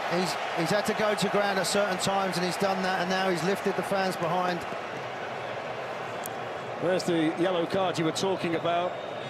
to a member of the Slovenia coaching staff. Said you. He said, no, not you, the other one. Slovenian supporters expectant behind Oblak's goal. They want their captain to keep this Eriksson corner out. And there was a whole host of red-shirted Danes in there. The man who got his head to the ball was Jonas Vind. Yeah, just couldn't quite. I think he got his body turned as the ball played in, but another wonderful delivery by Eriksson. You know, put in with pace and accuracy. And just there, he's unexpected it. He just hit him on the side of the head. I think if he's really focused, he can get that on target. And that's been the theme so far. Put crosses in the box. Can you anticipate where the second ball's going to come from? The Team USA starts their Copa America campaign versus Bolivia next Sunday on Fox. Coverage starts at 5 p.m. Eastern on Fox.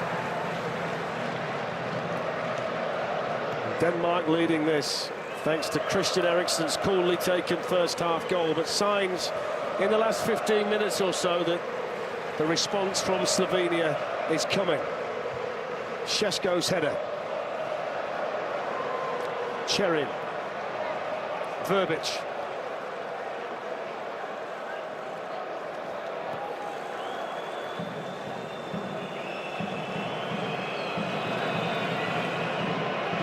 The two centre-backs have been the two best Slovenian players for me today, Warren. Yeah, the concentration, they've had good discipline, as you said, when they've had to go to ground, they've sensed danger when it's there, put themselves on the line. Libya finding Morten Hjulman. Free kick to Denmark. It was for the first one earlier on, Højbjerg, where he got pulled. He tried to play a little bit of advantage, the referee. I also think it's important, there's another change that's going to be made. Stankovic is the number 5, John Stankovic. I think it's important from a Danish perspective they get 3 points on the board before they play England in their next match. That's the pivotal game for them, and they want to be confident going into that one, don't they? I mean, we wasn't seeing mistakes like that. You know, balls being played out, they was taking a touch, getting it, starting again, giving it to Eriksson, spraying it around. It just shows you how quick momentum can change in a game. You can just sense it in the air. It's a little bit uncomfortable. All the fans around us are sitting down. Earlier on, it was like a carnival atmosphere. We'll get the free kick here as well for the foul on Šeško.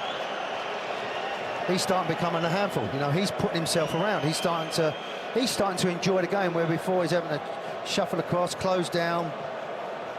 He's putting his body in. Ever since you made the suggestion that he needed to do more, he's doing exactly that. So whether he can hear you down there, I'm not quite sure. He should be a coach. Coach driver, that's what I would be. Or motivational speaker, whichever, yeah. Now what you're trying to do is just put it into that far corner. If you can get a touch, great. It may even come off a Denmark player, but... Well, the two centre-backs have been really good at attacking the ball today. Drukasic and Biol, they're both in there. Jansa, oh, it's right the way through. It's a glorious opportunity for Spora. My word, what a chance. Well, it looks harder to miss than it does put it into the back of the net. It's a brilliant ball, Warren. Look at the delivery played in. He's just not expecting it, and he just... And they get the wrong side. That's a brilliant chance. Now, he said he's not prolific in front of the goal, but he's only just got to guide it on target. He's hit it too well, hasn't he? He's made too much contact. He's trying to be too precise. Just let it bounce off your foot. So Jan Čeller is also coming on. He's going to replace Malaka, who's been quiet today. Jan Malaka. So Jan Čeller coming on to replace him. And Timmy Elsnik's day is done as well. And John Dorrance Stankovic is his replacement. And number 17, Jan Maka, is being replaced by number 19. We'll see a couple of Danish changes too. And Yusuf Poulsen is one of them, and Joachim Mæhle is the other.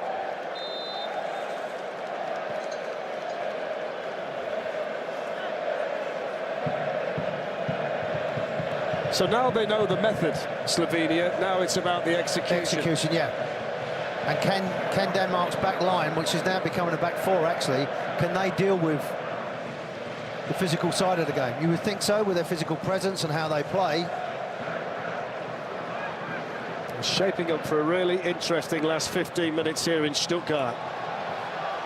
Šeško with a shot! Oh, it wouldn't work, what a hit!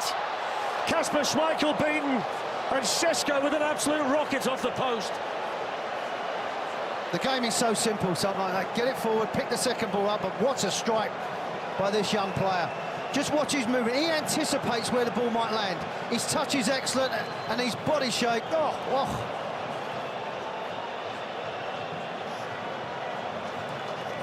Not sure you can hit a ball much sweeter.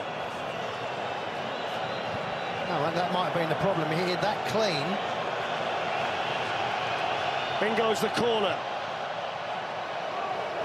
Janza hits it, deflection and in!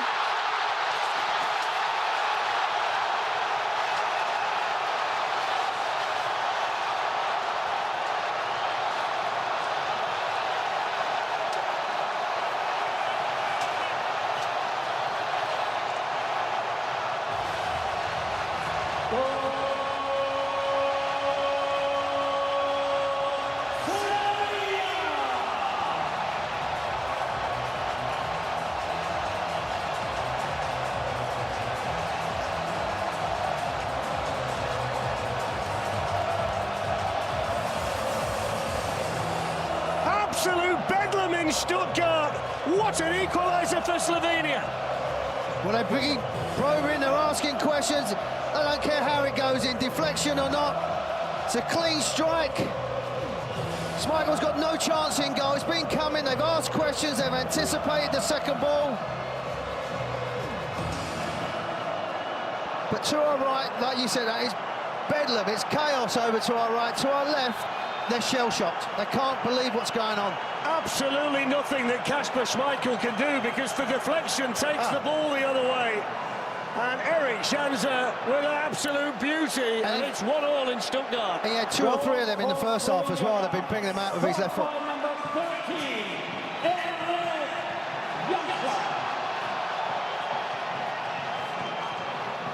So Christensen replaced by Joachim Mæhle. This feels like a big 12 minutes now for Denmark, who have been in such control, Warren. Stankovic with the ball. Janza plays the ball in. Chance again for Slovenia. Spora misses another one. Well, just looking at Denmark's bench, they was going to make the subs, but they've just put it to the side at the moment because they just need to get a grip of the game. Because it's out of control for Denmark at the moment. There was so much possession in the first half, they was dominated. There's lots of discussions going on there. What are they going to do? How are they going to change it? They're going to need all their experience. And as you rightly said, couldn't do anything about the goal, but what a wonderful strike. It's hit Hjulman on the way through, Morten Hjulman, which completely took Kasper Schmeichel out of proceedings. But there's been 3 or 4 times in the match where a corner's broken to a Slovenian player just outside the box, and they've hit it well. Yeah. More often than not, the deflection's gone against them. This time it helps them. Yeah, they had the shoehorn outside, so if it comes out, whether it's right, left or down the middle, they've got someone that's willing to put it back in.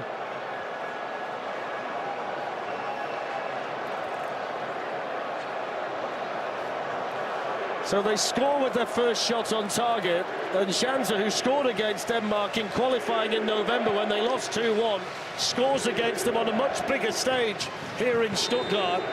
And it means that Spain at this point are going to be the only team able to keep a clean sheet, but we don't mind the goals flying in. It's leading to a great tournament, Warren. Yeah, you said that earlier on with the goals that are coming in and the quality of goals as well. I mean, that one's difficult with a deflection. Based on the fact we're averaging about 3 goals a game, there might be a winner one way or the other. That's a Denmark corner. You know what they've done as well, Slovenian play? They've got underneath their skin. They've imitated, because it was so comfortable, they've left the foot on, they've had a couple of words with them. They've just got underneath their skin and put them out of their rhythm. For Denmark now, you need your big players to stand up. You need your experienced players now to look at your group and say, look, we're all right. We've got enough quality.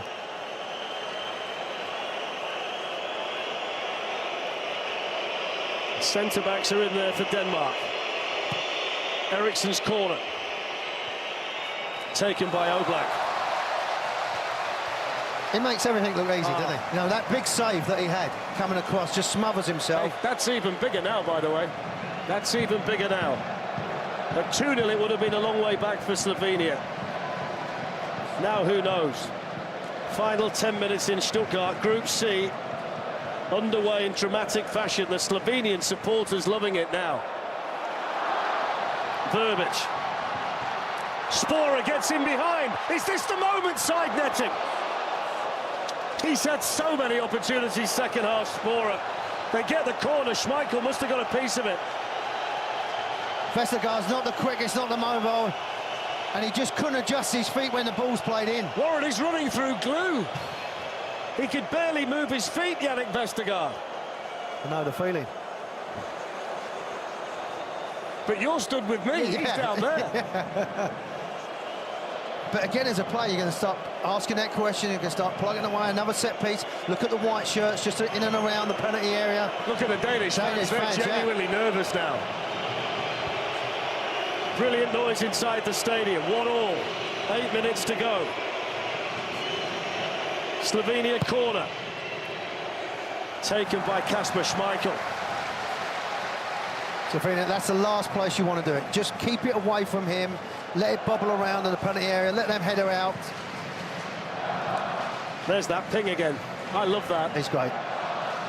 It makes it look so easy.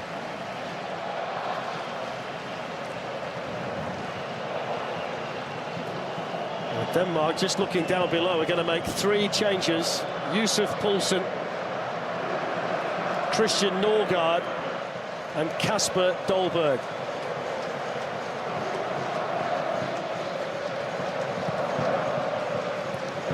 Dare I say it now with Denmark, they don't want to lose this game. You know, before they was in so much control of the game. So before the changes, just to tell you, coming up, Serbia take on Jude Bellingham, and England coverage starts at 2 p.m. Eastern on Fox. And like this game, that's in Group C.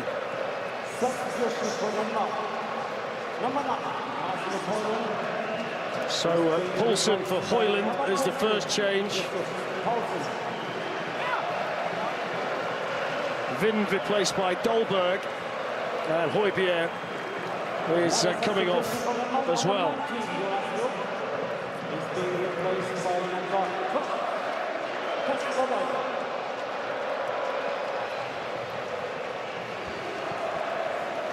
Just feels like the Danes need an injection of something now. I didn't think we'd be saying that based on how dominant they were in the first half. They just need to be more compact and try and get hold of the ball. And that's why, you love the game, because it just translates so quickly, and it's as simple as a long throw, a question mark for a decision, and then that confidence that it's given you. The fans start getting engaged in the game. Then as a player, you feel it on yourself. I'm going to make the tackle. I'm going to start winning the ball, and it just has a knock-on effect. It's infectious as players. You do well, your teammate will do well. Now you start asking questions, you put your foot in. A yellow card shown to Chella, the sub who's just come on for the foul on Eriksen. And then for Denmark players, Darren, it's like it was so easy, so you get a little bit casual about your game, and then you've got to lift it again, and it's another 15% start lifting the energy in the game. And they've already got their towels up. I can report as well, the post has now stopped shuddering after that Šeško shot. It's taken a while. Poulsen, tackled again by Biol. If they do get something from this game today, then Drukasic and Biol are going to get a lot of credit from the Slovenian coach, I'm sure, the two central defenders.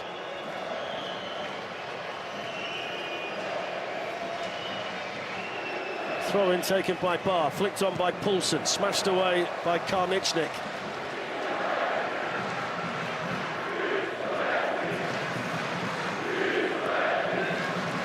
It's the Slovenian supporters you can hear.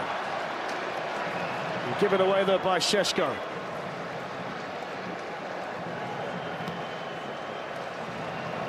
Poulsen.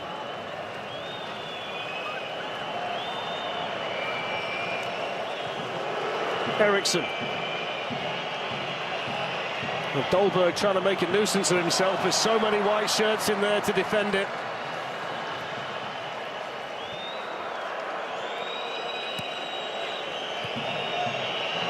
Norgard in space. Coming in is Schulman to hit it, couldn't get the power. Hit it straight at Jan Oblak.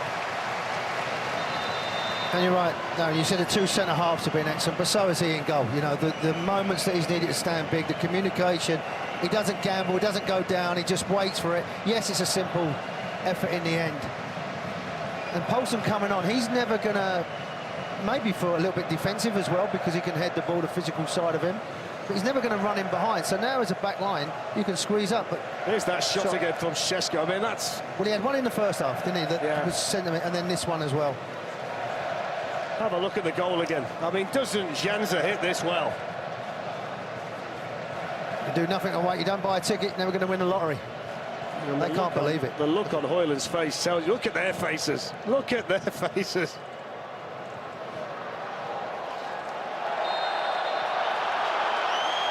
Well, they've got a free kick here, Warren.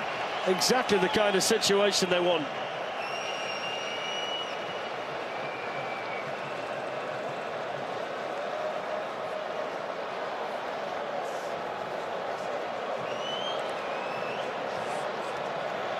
They do have a high line. You know, there's plenty of space in behind, and Schmeichel's in his 6-yard penalty area, so there's a lot of space in behind if the timing of the run's good.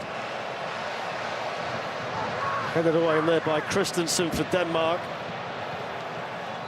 Poulsen did really well. A, to get there first, and B, to keep the ball in play, but it had to be a better pass than that.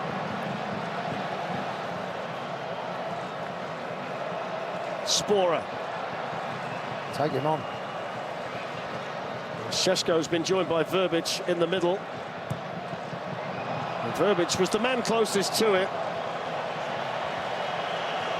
The referee's not made his decision. He says goal kick in the end with Verbic down injured.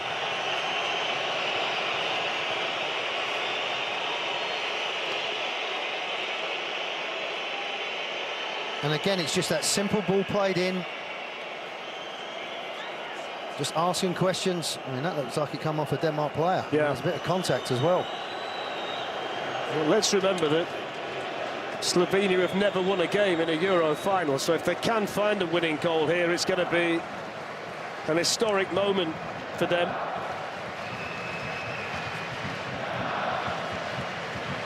But even if it holds, it'll be such a boost for them. For their going into they go into their next game believing that they can get something. Where on the other hand, they might think, well, we had the game in our hands, we've given it away, now we've got to play, you know, and then you start second-guessing yourself. The looks on the supporters' faces couldn't be more different. It says Danish dynamite on the hat. That's what we saw in the first half, but it's been Slovenian dynamite in the second. And the body language of the fans tells you exactly what they're all feeling inside this stadium in Stuttgart. Again, wayward pass again, and here the cheers. Warren, they've lost the ability to control the ball, haven't they, Denmark? They've just put them out there straight. They've just, as I said, everything that was going well for them in the first bit. And there's another experienced player coming on. He's come on to try and shore it up, just to give a little bit of composure. Poulsen's come on. He's an experienced player. Delaney, another one. Well, Delaney on to win his 79th cap for Denmark. The experience that Warren was talking about. He spent the season at Anderlecht in Belgium on loan from Sevilla. He's colourblind, you know, Thomas Delaney, and he said that it has often caused him issues in international matches with the colour of the kits. I should have used that in mine. I know. I should have used that with me. But how do you win 79 caps with something like that? It's remarkable that he's been able to play for his country so often. And as you say, he's on there just to try and glue them together again. Well, you look at Eriksson, Delaney and Poulsen, all experienced players. There's no doubt they've come on just to try and shore it up, but this will just go long. The momentum is with Slovenia. Anderson's header, Stankovic. Closing stages, Verbic. Good run by Verbic. Šeško. Karničnik with a shot. Why not? Why not? Have a pop. Well, as a fullback, I would have took a touch and then just put it on the far post, but it's there. It's sitting up for him. 4 minutes of additional time. I've really enjoyed it. It's been great.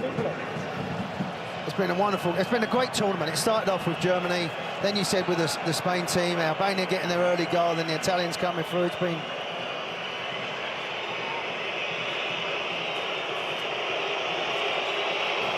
Listen to these fans. It's great. Christian Eriksen, if you can hear us.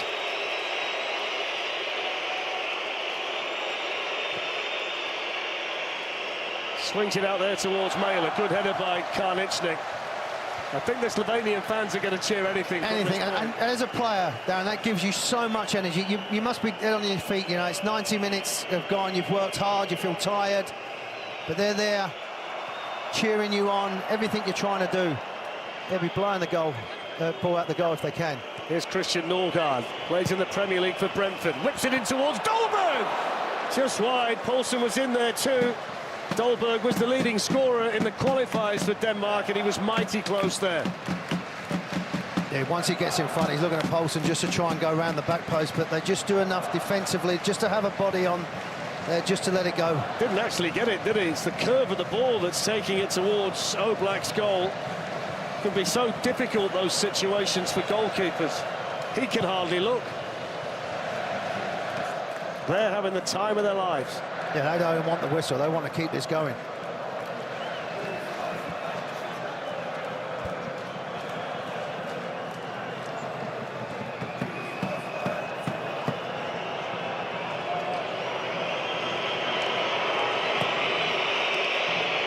Up it goes towards Poulsen. Time running out for Denmark.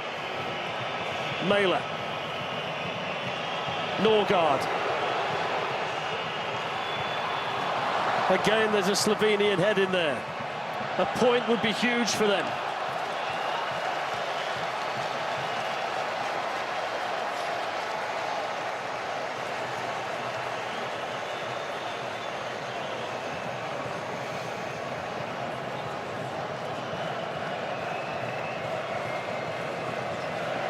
I mean, look at the frowns on their faces from Denmark, and Eriksen goal seems a long, long time ago.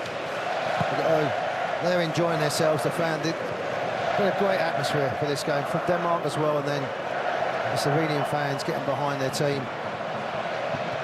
Maybe one last opportunity for someone. Norgard across, that's not the best of balls to Schmeichel. It's a good job he was quickly out. Sporer was running in for Slovenia. Stankovic. Nobody there. Well, make him play it, you know, make him play the ball. Don't let it go out for a goal kick. They're the little thing. Just make him play it. I know you may be tired, so get over there, but what a difference it looks in their faces, you know. You would think, looking at the fans, that Slovenia were about to win the game.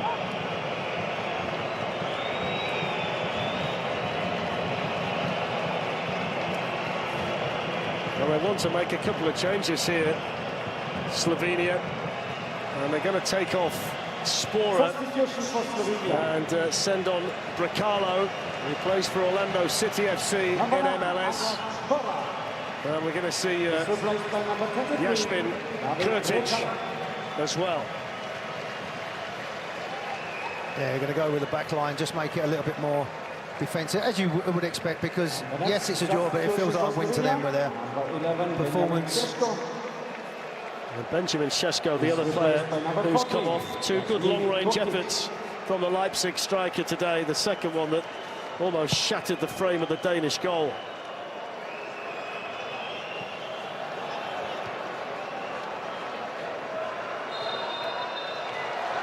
And there's the full-time whistle, and the cheers you can hear are from the Slovenian supporters.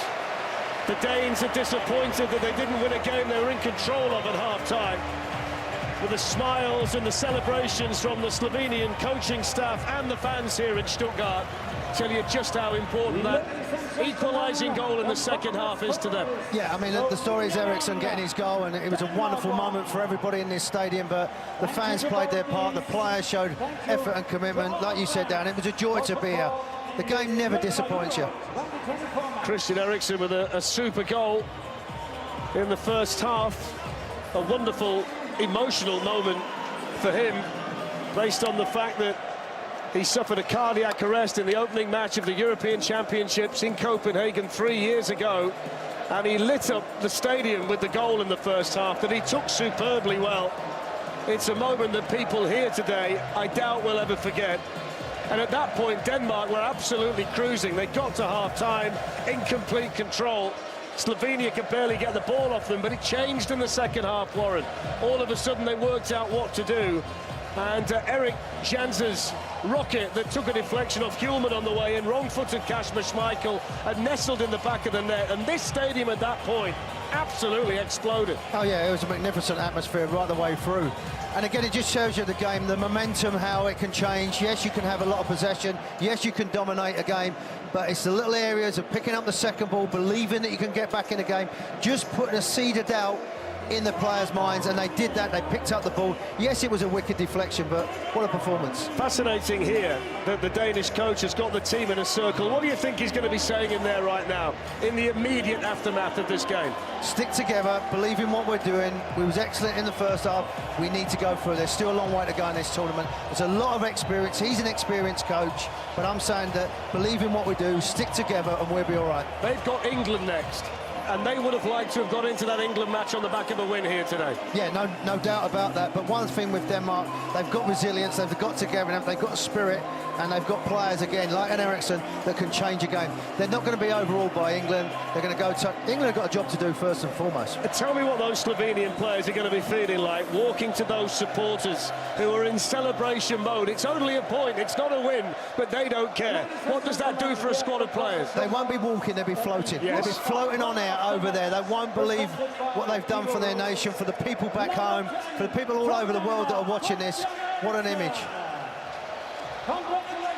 I mean, just look at them. They are Just heroes. look at them. They are heroes now. Enjoy it, embrace it. Please don't do an interview and say, well, there's a long way to go. I want to... Just enjoy this moment because you dug on in there. Well, it really has been excellent to watch. The crowd in the stadium here in Stuttgart, outstanding. Applause for the Danish fans from Kasper Schmeichel. He could do nothing about the equaliser. Let's make that point. And he also wouldn't have got anywhere near that rocket shot from Benjamin Sesko that came back off the post as well. There are disappointed looks on Danish faces. It was Christian Eriksen with the goal in the first half that lit up the stadium and set Denmark on their way. Complete control for them at half-time. But Janzer's shot, deflected in the second half, made it 1-1 here. We've enjoyed it here. Turn over now to Fox for Serbia versus England. Enjoy it.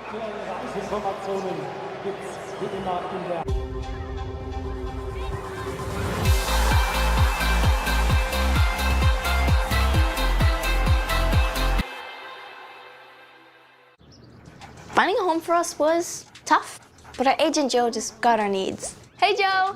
Hey. He even clued us in on a local secret, a well-hidden dog, P-A-R-K.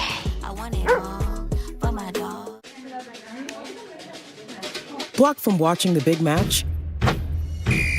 Save the day by using the Bank of America customized cash rewards card and choose to earn 3% cash back on online purchases, like live streaming. Buchanan's Pineapple. It's piña. Piña. En la fiestiña. By la piscina. Enjoy. Buchanan's Pineapple. It's piña. Introducing Valvoline Restore and Protect. A first-of-its-kind innovation that returns pistons to factory clean by removing up to 100% of deposits. Restore your engine to perform like new. All new Restore and Protect. Another first from Valvoline. The Summer of Stars continues today with live coverage of the Euros on Fox. Today on Fox, it's the inaugural United Football League Championship. Kick it off, baby. Let's rock. The Birmingham Stallions look to lock up their third consecutive title in a showdown against the San Antonio Brahmas. The 2024 UFL Championship, today at 5 Eastern on Fox. Here's to sweet summer days together in Wisconsin.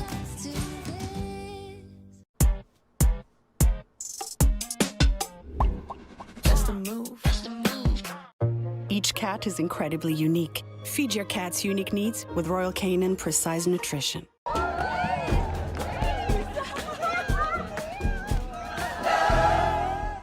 When someone is diagnosed with cancer, they need support.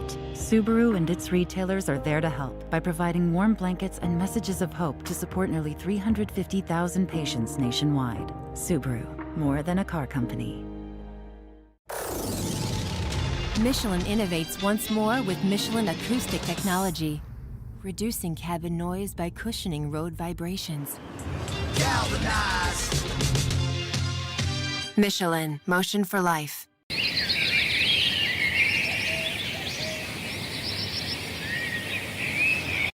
Top food entrepreneurs are fighting for a $250,000 prize. I'm so nervous. We want to see that you can take your business to the next level. Chili for children. Square Eats. Top drops. You are Team Vanderpump. I'd also like you on Team Ramsey. It's Team Ramsey.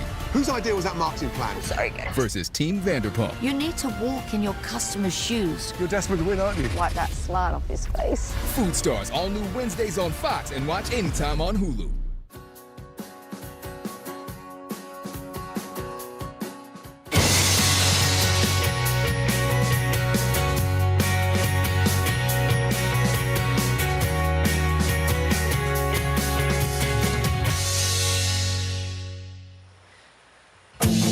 Watching America's Day at the Races, brought to you by America's Best Racing. For the love of the race, visit americasbestracing.net today. Right into Grand Central, pick up the subway, make your way on over to the Big A. Live here from Aqueduct Racetrack as the Belmont at the Big A meet continues. Acacia Coleman alongside Jonathan Kinchin. We have our full crew out at Monmouth Park as well. Happy Father's Day as we are bouncing around on networks a little bit today, but we've got a lot of fun coming up this afternoon. Absolutely, yeah, and if you're just tuning in, you get a little stakes race just to get started here on Father's Day, and it should be a lot of fun. Excited to try to take a little shot here with the 9, trying the turf for the first time. Ooh, I like it, as we do have that New York Stallion Series Spectacular Bid Division coming up right here. It's the 3rd race on the program in New York, sprinting on the turf, and as JK mentioned, you've got several horses trying the turf for the first time, which is not an uncommon thing to see in these types of races.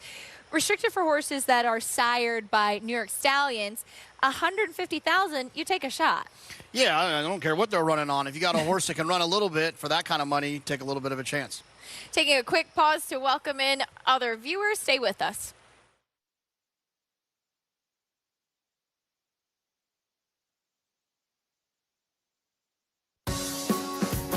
You're watching America's Day at the Races. For those just tuning in on SNY, you are right on time. New York Stallion Series Spectacular Bid Division coming up. Belmont at the Big A. Acacia Coleman alongside Jonathan Kinchin here in New York. Maggie Wolfendale with us as well, getting a good look at these horses for the upcoming stake. We'll head right down to Maggie trackside and get her thoughts. Maggie, there's a lot going on in this race for these New York Stallion Series horses. Yeah, you're so right, Acacia. As you know, the 2 main players that have the turf form are turning back. So can they be successful going the 6 furlongs? The Big Torpedo, he's already kind of shown that, yeah, he can be effective going the 6 furlongs as he was second on debut. But let's check in with the horse who's facing New York bred / New York sired horses for the first time in number 6, Fidelite Coyote. I think it's going to roll off my tongue, and then it just doesn't. I get stopped in the middle of it. He's very sharp, so that's always a good sign. He was very sharp last time when I saw him at Monmouth for that Jersey Derby, in which he was so game, I thought. So a very respectful effort that he comes in here off of. Physically, he does look like longer is better. He's a bit of a long tubular type of shaped horse, but again, I like that disposition and has that tactical speed going a bit longer, which should serve him fine here. Moving on to another horse who turns back in distance here on the turf, number 8, Courtly Bankers, looking to break through and break his maiden.